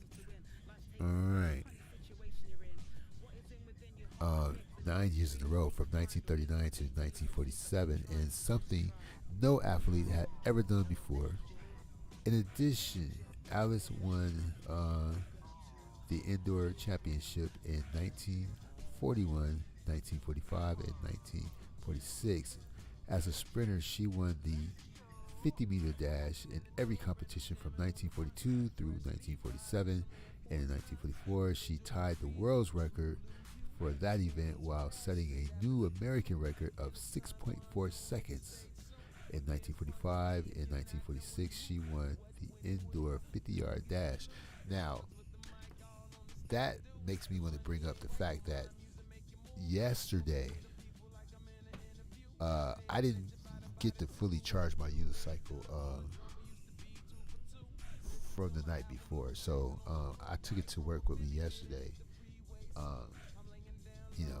Only it wasn't 100%. So I had to make a quick run that was probably 3 miles. I guess it was 3 miles away. You got to go uphill, and then you got to go downhill, and then you got to come back uphill and go back downhill. It was a corridor, and it was a street I never rode down before on the sidewalk or the street. Well, I went 3 miles in 8 minutes. That should be about 36 blocks. The whole trip, round trip, took between 16 and 18 minutes. So that's possibly 6 miles total on a unicycle, and I wasn't even riding at full capacity. I was only going 15.1 miles per hour, or my average speed was 9 miles per hour. I could have went at least 18, 19 miles per hour. I think that was pretty good, pretty awesome. I only had about 50% battery.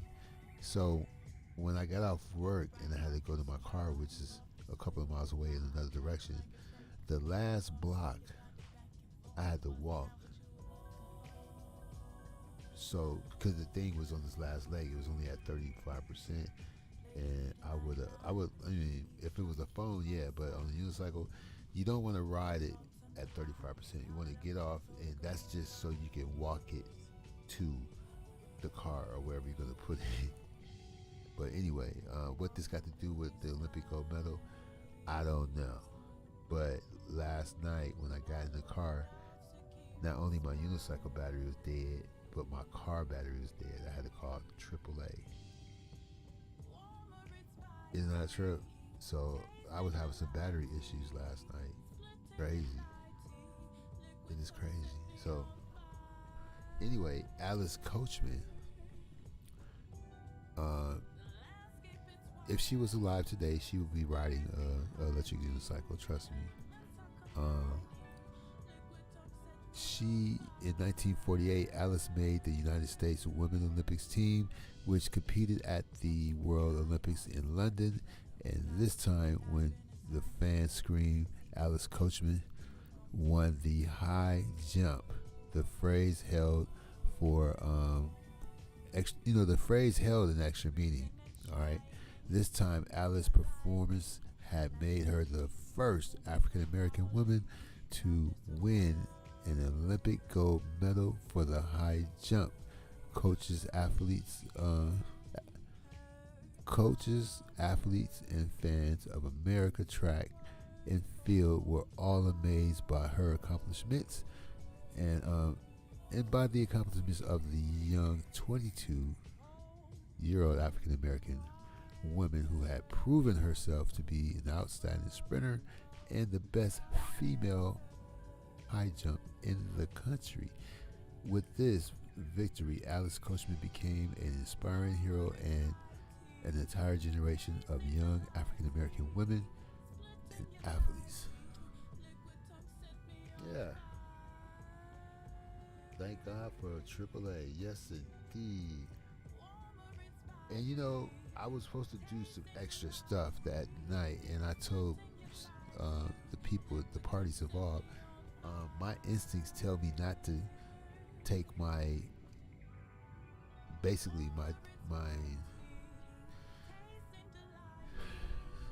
I guess my tools of the trade. Something told me to leave my stuff at the office. Don't take it with me. That's what my instinct says. Don't handle no business nowhere this time of night. Just go home. That's what my instincts told me. So I made a call. I was supposed to do extra, do this and that, but I said that it ain't. My instinct said don't do it. I left my equipment at work, and then I proceeded to go to my car with the amount of battery I got left. But I was pretty proud of the fact I was able to go pretty much, 6 miles within 16, 17 minutes, and it was up and down a hill.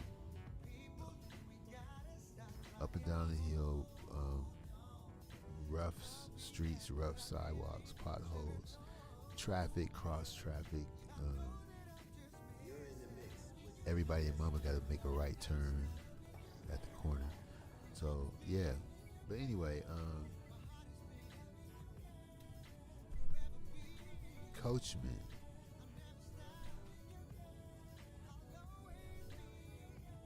was off the hook. Shout out to another great sister.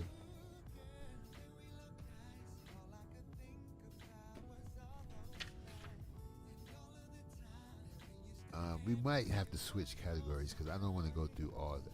I don't want to use the whole time for just the athletes.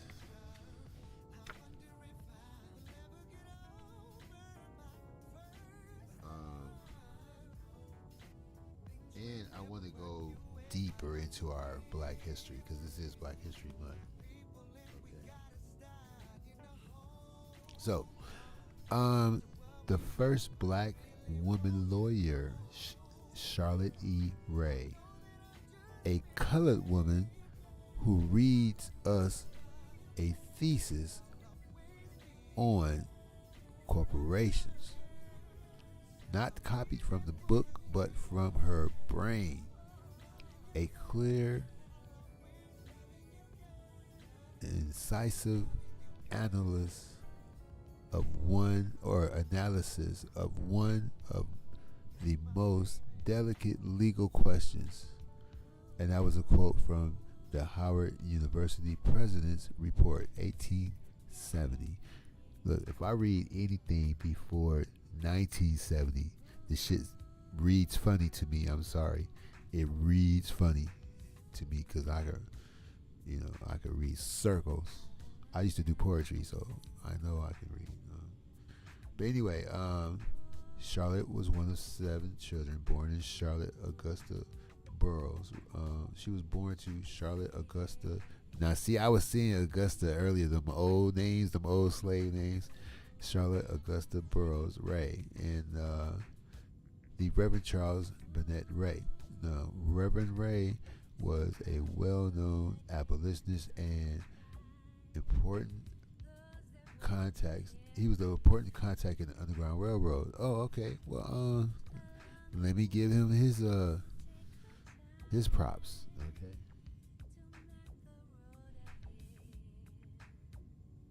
Yeah, luckily I always follow my instincts. I'm scared I scared to see what would happen if I didn't follow my instincts.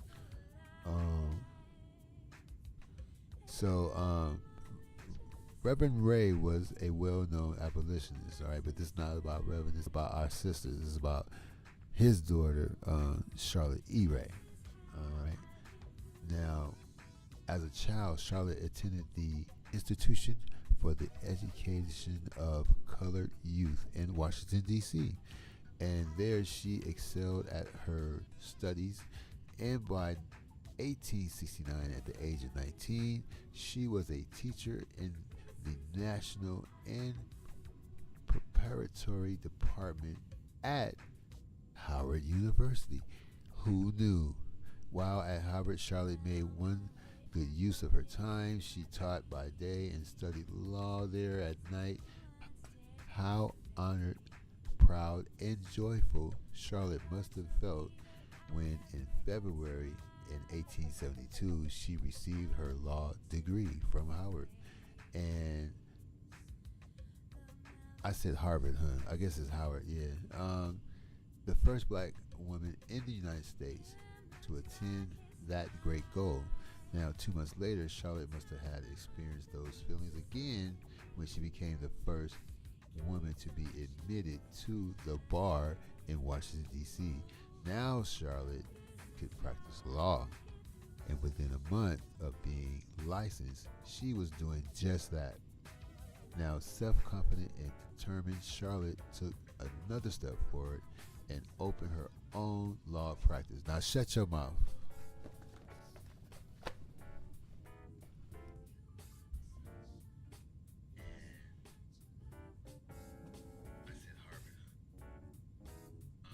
Yeah, I had to do a sound check because I wanted to make sure. You know, how many firsts have she achieved? About 4 or 5 so far. Okay. Yeah. Now, this time, however, public prejudice worked against her.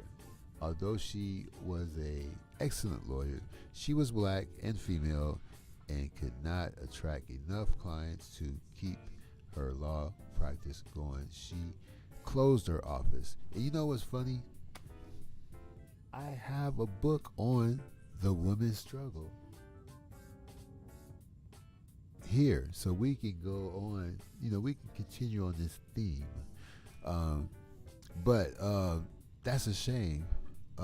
The same thing kind of happened to us after the pandemic. We mostly catered to one group of people, and that group of people made an exodus out of the city. And now, what do you do now? Nobody wants to, they rather go down with the ship than try to be more welcoming and more open arms to other people.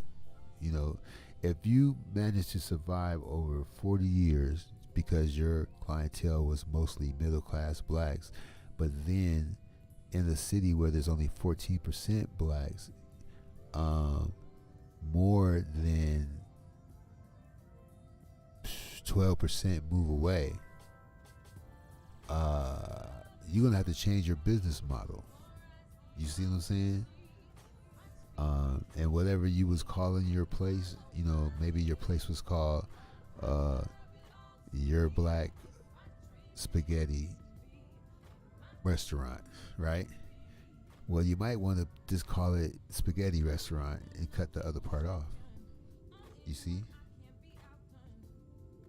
I think the best black businesses, the most successful ones, is the ones where you don't know that it's a black business. It's none of their business. You don't have to know.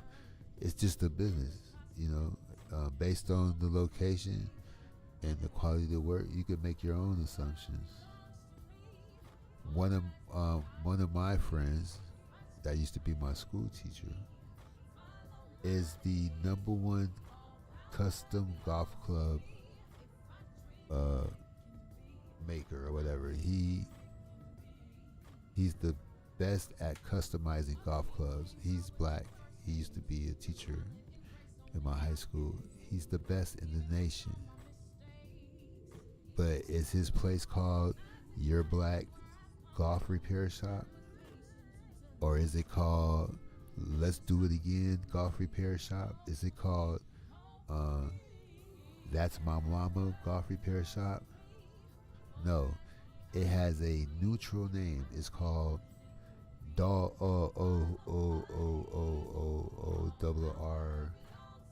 plus carry the one minus 2 3 4 5 One Nation of the Groove, getting down for the funk of it. New York is ran by I'm not gonna say what Jesse Jackson said, but yeah, man, I almost said the wrong thing. Can you believe that? Ooh, that was a close one. Atomic. Hey, what's up, Bright Street in the building? Nano. Oh, you got that book? You got that book? Shit, okay. Bright Street in the building, man. He be out there. He be out there in the field. It be real in the field, and Bright Street be right out there in the field. You know what I'm saying? So shout out to him. Yeah. So, self-confident and determined, Charlotte took another step forward and opened her own law practice, but this time, however, public prejudice worked against her. Although she was an excellent lawyer, she was black and female, and we know the rest. So Charlotte continued to serve her people through activities in other organizations, and in 1876, she attended the annual convention of National Women's Suffrage Association in New York. And after 1895, she became active in the National Association of Colored Women. So there's a NACW. I had no idea. In 1879, Charlotte returned to New York, where she was taught in Brooklyn public schools, or where she taught in Brooklyn public schools. I don't know what's up. It is about 2 or 3 here. In 1897, she moved to Woodside, Long Island. There she died at the age of 60 from acute bronchitis.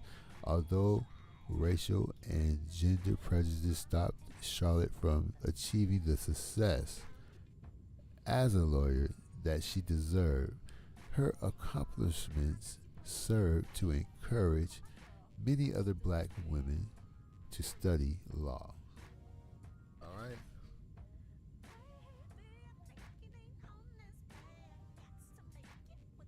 So we are getting into the political side of black women's achievements, and we're going to save that for another show. But we will be discussing Edith Sampson, Shirley Chisholm, Constance Baker Motley, and Cardis Collins. Okay.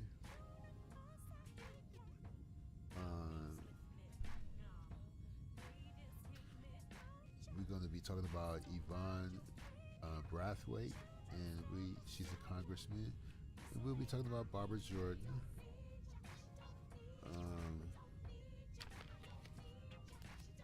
Because I think there's not enough discussion about our sisters in politics. We will be discussing Maxine Waters and Eleanor Holmes Norton, civil rights lawyer, 1937. And also, we'll be diving into, in part 4, we'll get into the science part or medical field. There's so many categories. This is amazing. Mary Eliza Mahoney, first black graduate nurse from 1845 to 1926. She's from Massachusetts, and the Nurse Association said this: during Mary Mahoney's 40 years in nursing, she provided exemplary care and made outstanding contributions to nursing organizations. So there's plenty of positive things to say about our sisters from the past, from today, and I'm sure we can predict many great things from our sisters in the future. All right? And anybody who missed this, please catch the playback. If you want to know what His Lordship looks like, go to my community page. I hide in plain sight. And my features are strong, so there's no mask or sunglasses that can really hide my features. You can practically see through everything. Also, I made up a fake magazine cover, but it looks kind of dope, so you can check that out on my community page. There's an old video link from Why You Tripping Off Me, where you can see the battle between Diva, Mayat, Jazzy, and Ashe. It's really a nice video. It's kind of funny. It's about a year or two old. There's a Rocky theme song in the background, and you hear everybody Johnson, joning on each other. But it never took it to no serious level. It was all in. At the time it was serious, but now when you look back on it, it really was humorous. But it ain't my place to really say that. So, but as you reflect as an adult, and it's YouTube, you can say, yeah, they said some interesting things in that. It was like a movie. It was like a black exploitation recording.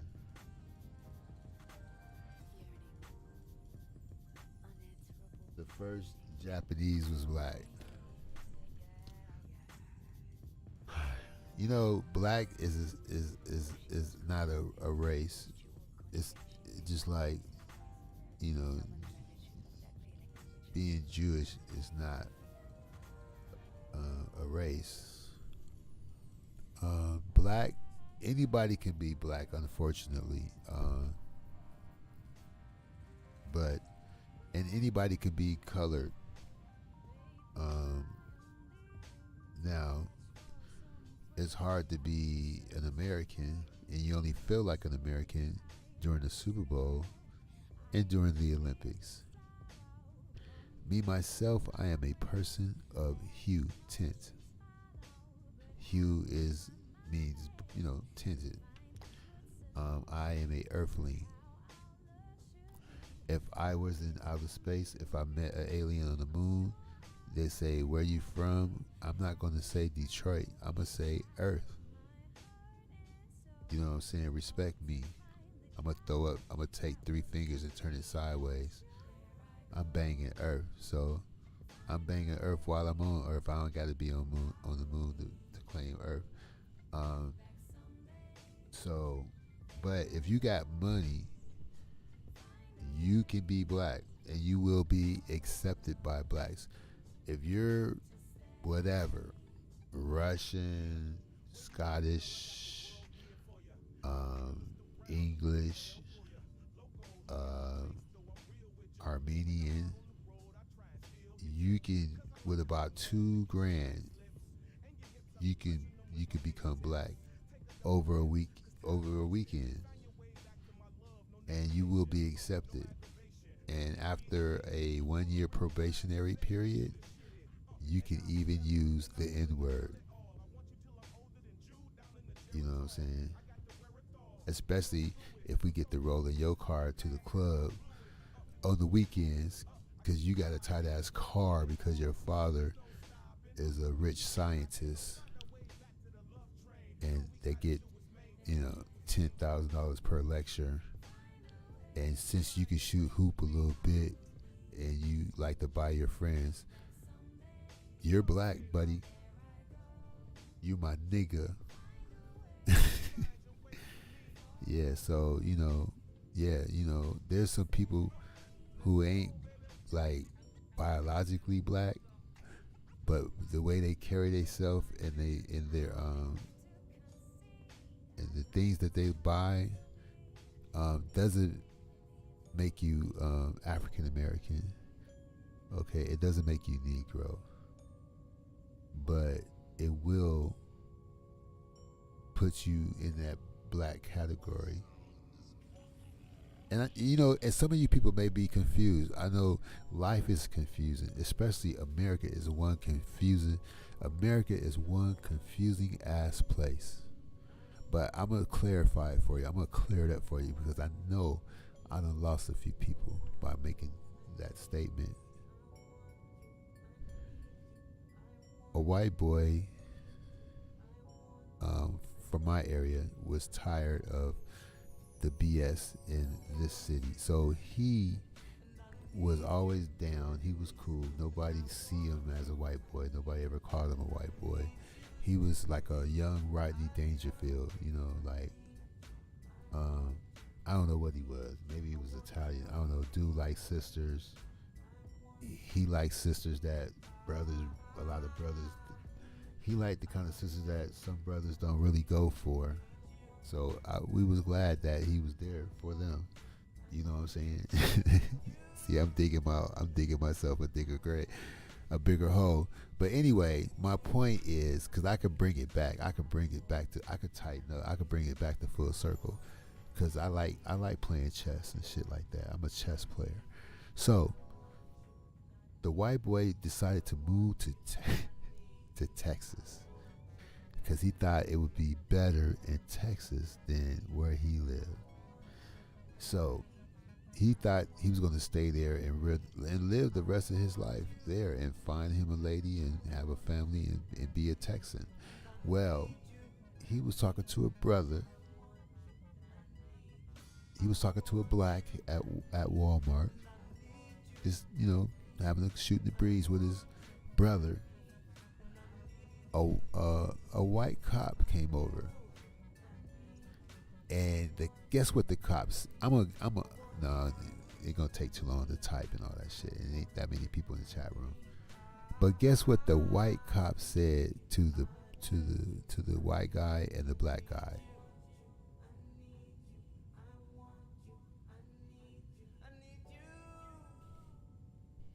The cop said, "Move on, nigger and wigger." This was in Texas. The cop told them both to move on. See, so, just like Liar Cohen of Def Jam, he wore a flat top. I think he played a little basketball and shit. He was tight with Russell Simmons. They allowed him to use the N-word.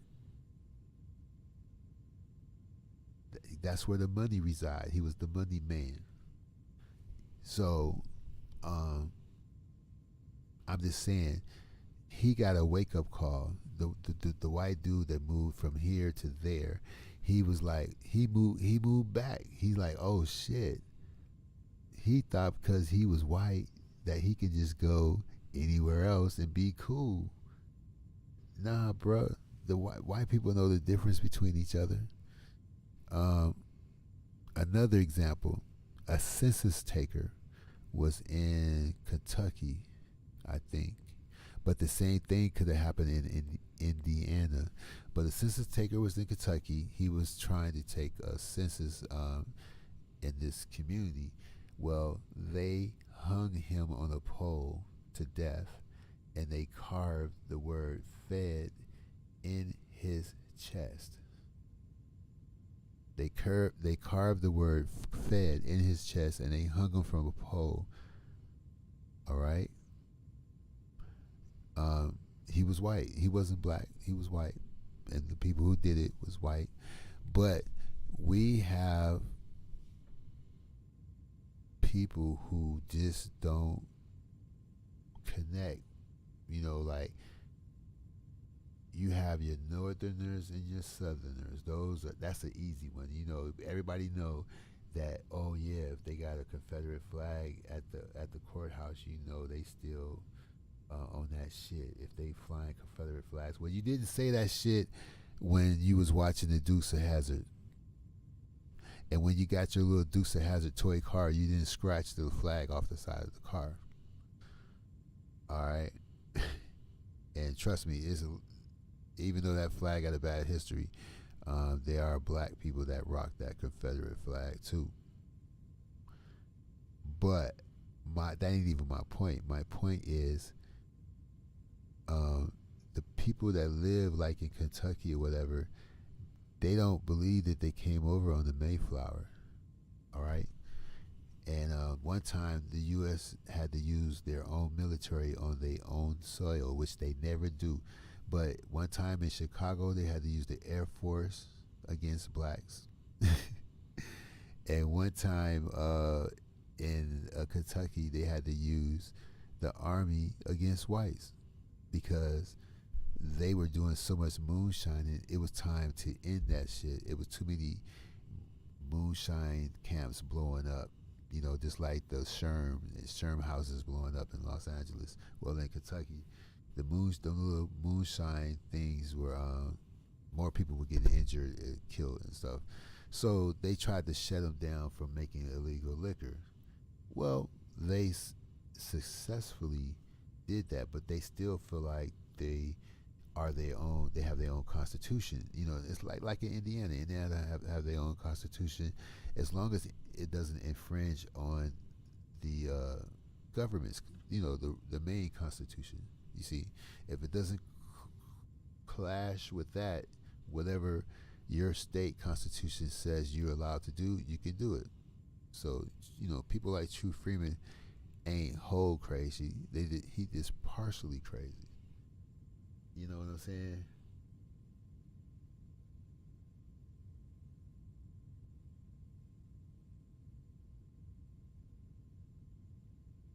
Well, to go back to the word black and white, this is just my opinion. It's not even a theory.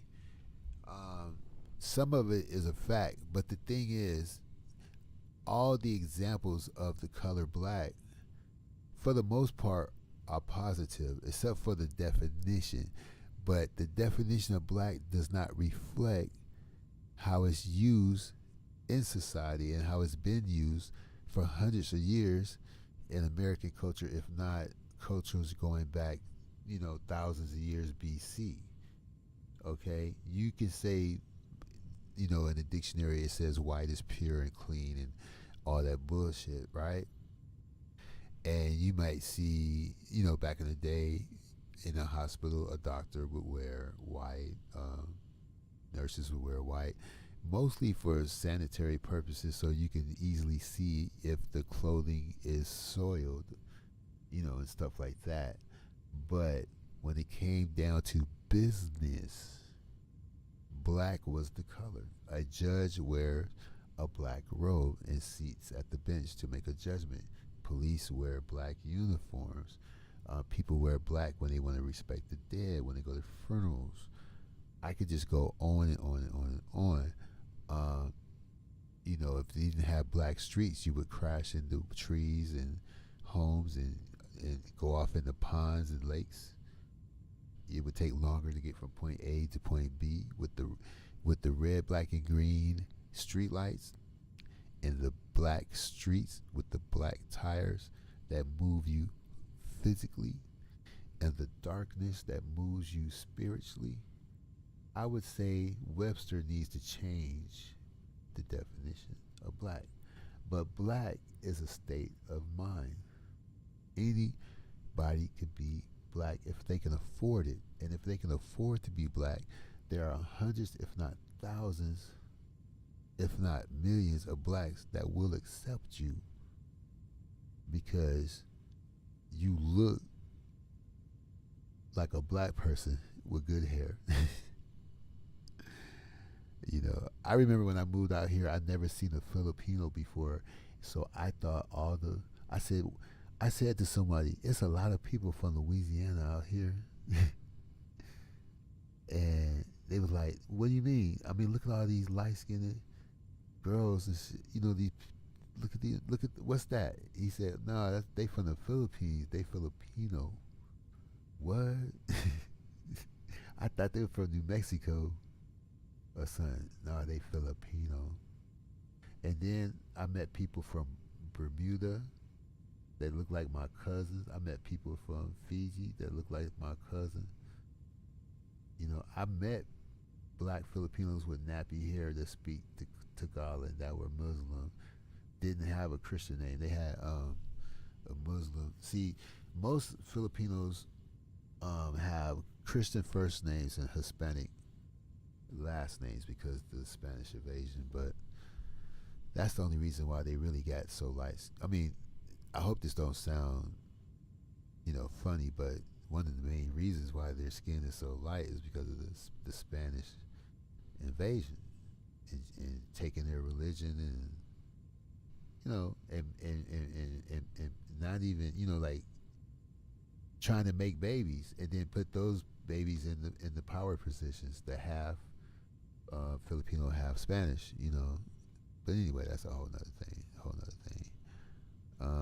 And then make sure that the people that you created have all the wealth, and everybody else is dirt poor. But I'm just saying that in Japan they have a black district. I think it has a nickname. I think it's called Nambia or something like that. And they be paying $400 to get their hair dreaded. They be getting cars shipped from America, like the cars you see in Ice Cube videos and Boys in the Hood and shit. Some of these streets ain't even designed for a car like that out there. One Japanese collector had John Coltrane's house shipped to Japan. And he owns all of John Coltrane's 8mm films, some of his music and private letters and stuff like that. And if you don't believe me, go to Netflix and watch a movie called Chasing Train. That movie would have never been possible without the guy who has the largest Coltrane collection, which is Japanese. Alice Coltrane lives in Japan. But anyway, black is a state of mind, man. Did you know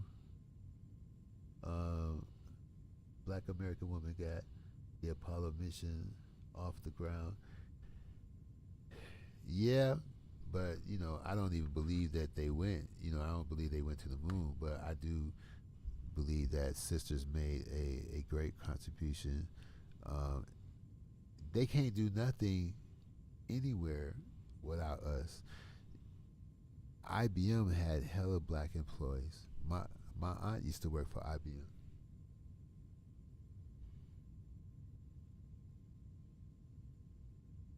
You know what I'm saying? Right on, Evelyn. So,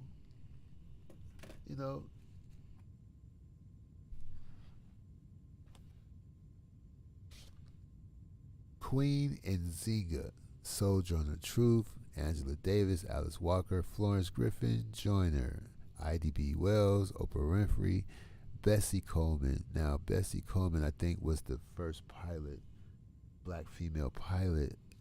I could be mistaken. I know she had to go to France to get her aviator's license because not only you couldn't get a license as a black female, but you couldn't get a license as a female.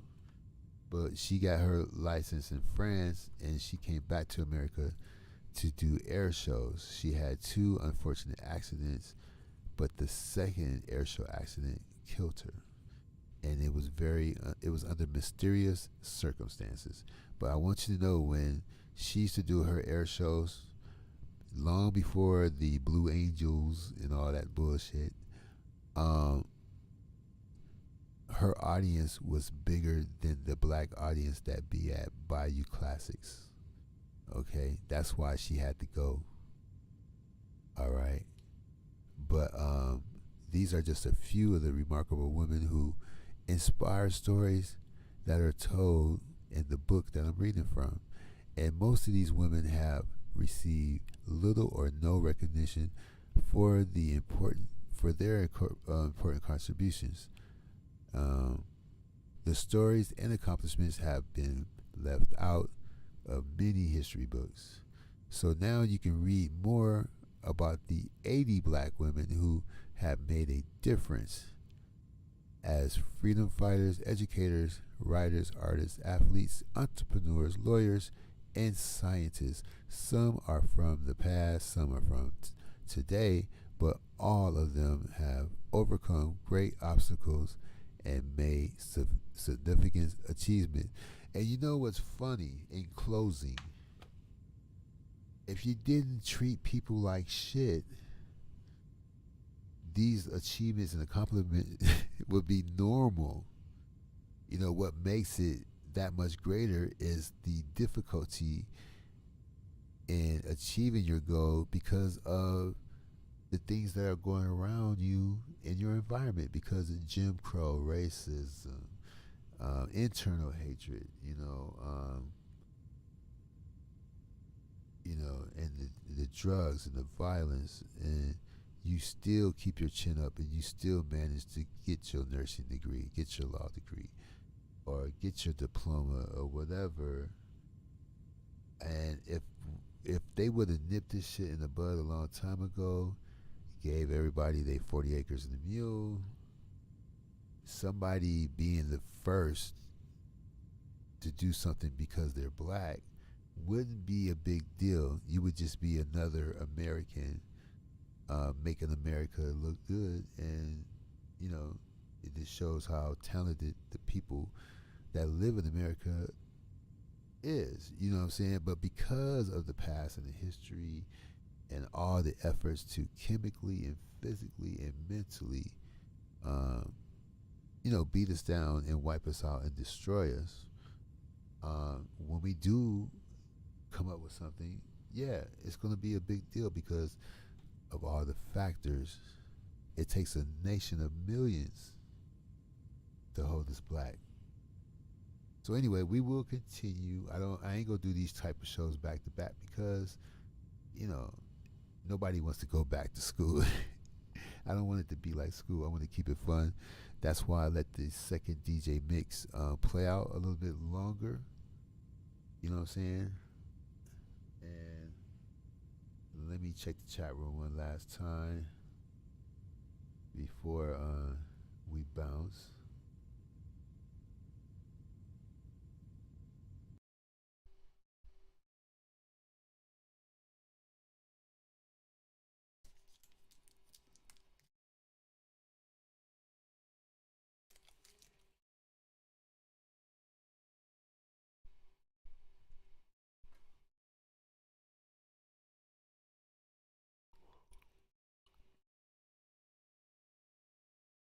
So many great things that a black woman has done. So many. I'm sorry, I just got the last piece of this. What is this? Bubble. This the original Hubba Bubba. I'm chewing on Hubba Bubba gum. But yeah, I mean, the book that I have 80 sisters in it. I'm only reading a fraction of the sisters that's in the book. So, but there's a black girl in or African American or Negro or lady of hue or Aborigine or Indian sister in Menlo Park, and she's a rocket scientist. They have a they into jet propulsion and rocket fuel and all that shit. And she's really an inspiration. I don't know her by name, but um, she actually went to college late. She was a party girl. She didn't get serious until she went to junior college, and she tightened up and straightened up, and now she has her own um, rocket company, for people who I guess need rockets or whatever. Or I don't know if it's the fuel or the rocket, but she's in there because she's in Menlo Park. She's near Edwards Air Force Base. She's near NASA, so she's in the mix. She is a sister. Um, what else? All of China was the Great Wall of China was built by black Chinese. I could believe that. Black women helped to create bio nanotech. Yep. And a black man invented the cell phone, and he invented Morse code, and he invented LTE. So when you look at LTE, the same guy who invented the phone, he probably got raped for that. Like, I'm sure he don't have a patent for the cell phone, but I know he has a patent for LTE. So the same guy who got robbed on the cell phone, he came up with something else called LTE. So when you see that LTE on your phone, it ain't there all the time, but when it's there, that's a black man's company providing LTE to you. All right. Yes, I do have a book called Greatest Black Inventors. Um, the League of Extraordinary African Americans. Um, the book that I'm reading now is totally random. I got books on this. You remember those old red wagons that with the white wheels that every kid had? Well, I got books inside that wagon, and without seeing the cover, I just randomly picked one, and it was about how amazing our black women are. And I said, "This is a sign. This I'm gonna continue with this sign and do a live show about this book and the information in that book. Things happen for a reason. My instincts told me not to take my equipment with me, and I had to wear no AAA. My battery's dead. My unicycle battery died a block before getting to my destination, but it was still enough power to walk with it. Because if it's not turned on, it's very difficult to move it down the street.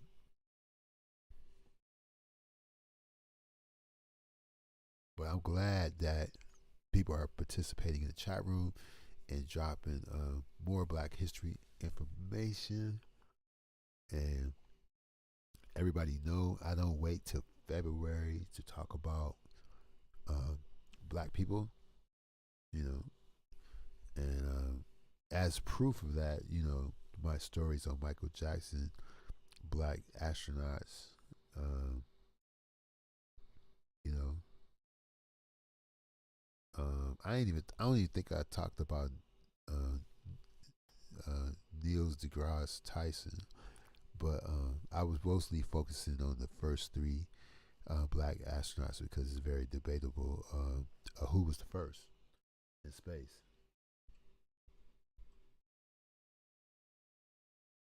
Yeah, they say a black lady wrote the screenplay for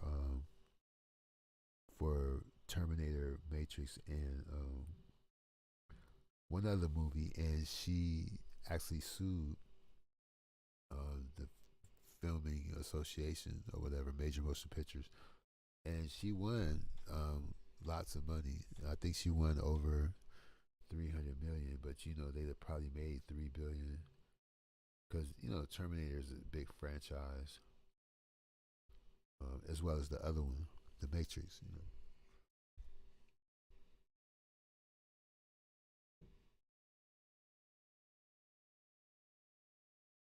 Oh yeah, I used to love that red wagon, and like I said, I snatched the book.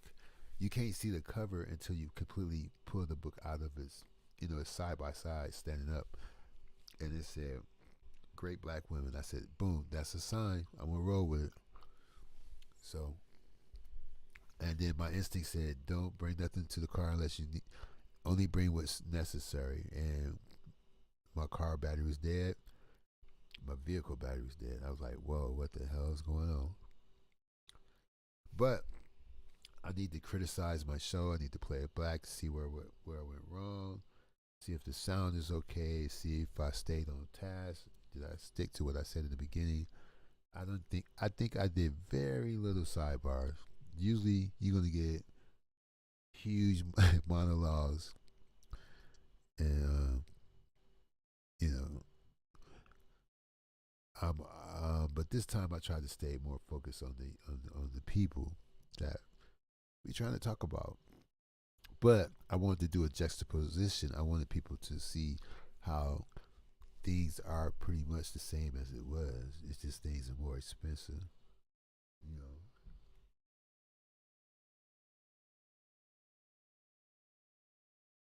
Yeah, so we're going to talk about the black scientists, the sisters that were into science and technology and all that. I mean, yeah, a sister controls mostly almost every rover that they made.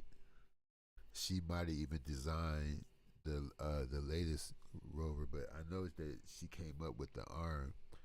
Um, just one sister. You know, we in there, we everywhere. You know, usually we put things together to make our own life easier, and then the man comes over and say, "Hey, we can make a lot of money off of this." You know, 80% for me because I'm putting up the money, for the packaging. I'm setting up the meetings. I'm getting you on the show, the whatever that's called, Shark Tank. So when we get this baby going, it's 20% for you, 80% for me because you don't have the upfront cost that I'm covering right now, and you can't match me with your own money because you can't get a loan or nothing. So you can't match me with your own money to have an equal share in this. So that's how a lot of people lose their stuff. Look how that dude tried to take the Tiger King's whole shit. You know,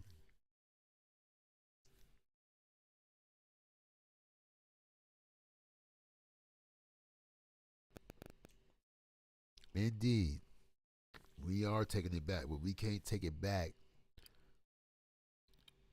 on their own shit. You know, we need to be on something. You know, we need to be on YouTube. You know, or or BlackTube or AfroTube or I don't know, but you can't be on their shit talking shit about them and think ain't shit gonna happen to your channel. You see, so I don't want to sound like a radical because it ain't like that. Shit, how you think I know what I know? They helped me learn this shit, so it ain't no hate thing.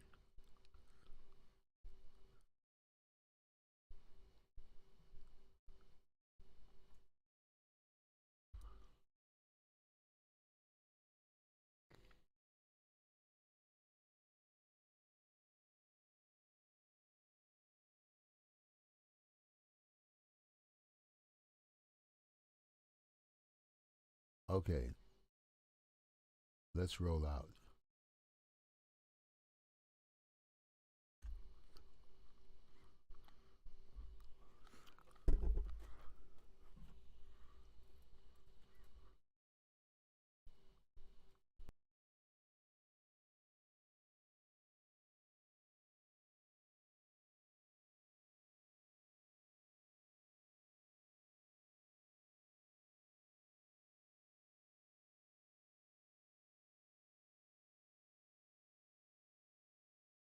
Man, this computer is a trip. It is a straight trip. But his lordship, I like this one. I haven't seen this in a while. There is a new dynasty, and it's brought to you by His Excellency, His Lordship. Prepare for a new era. Things are going to change. And either you're on board or you're going to be standing at the shore waving goodbye. It is time. It is time for change, and I hope you're ready, because I'll take you with me. His Lordship. 2021.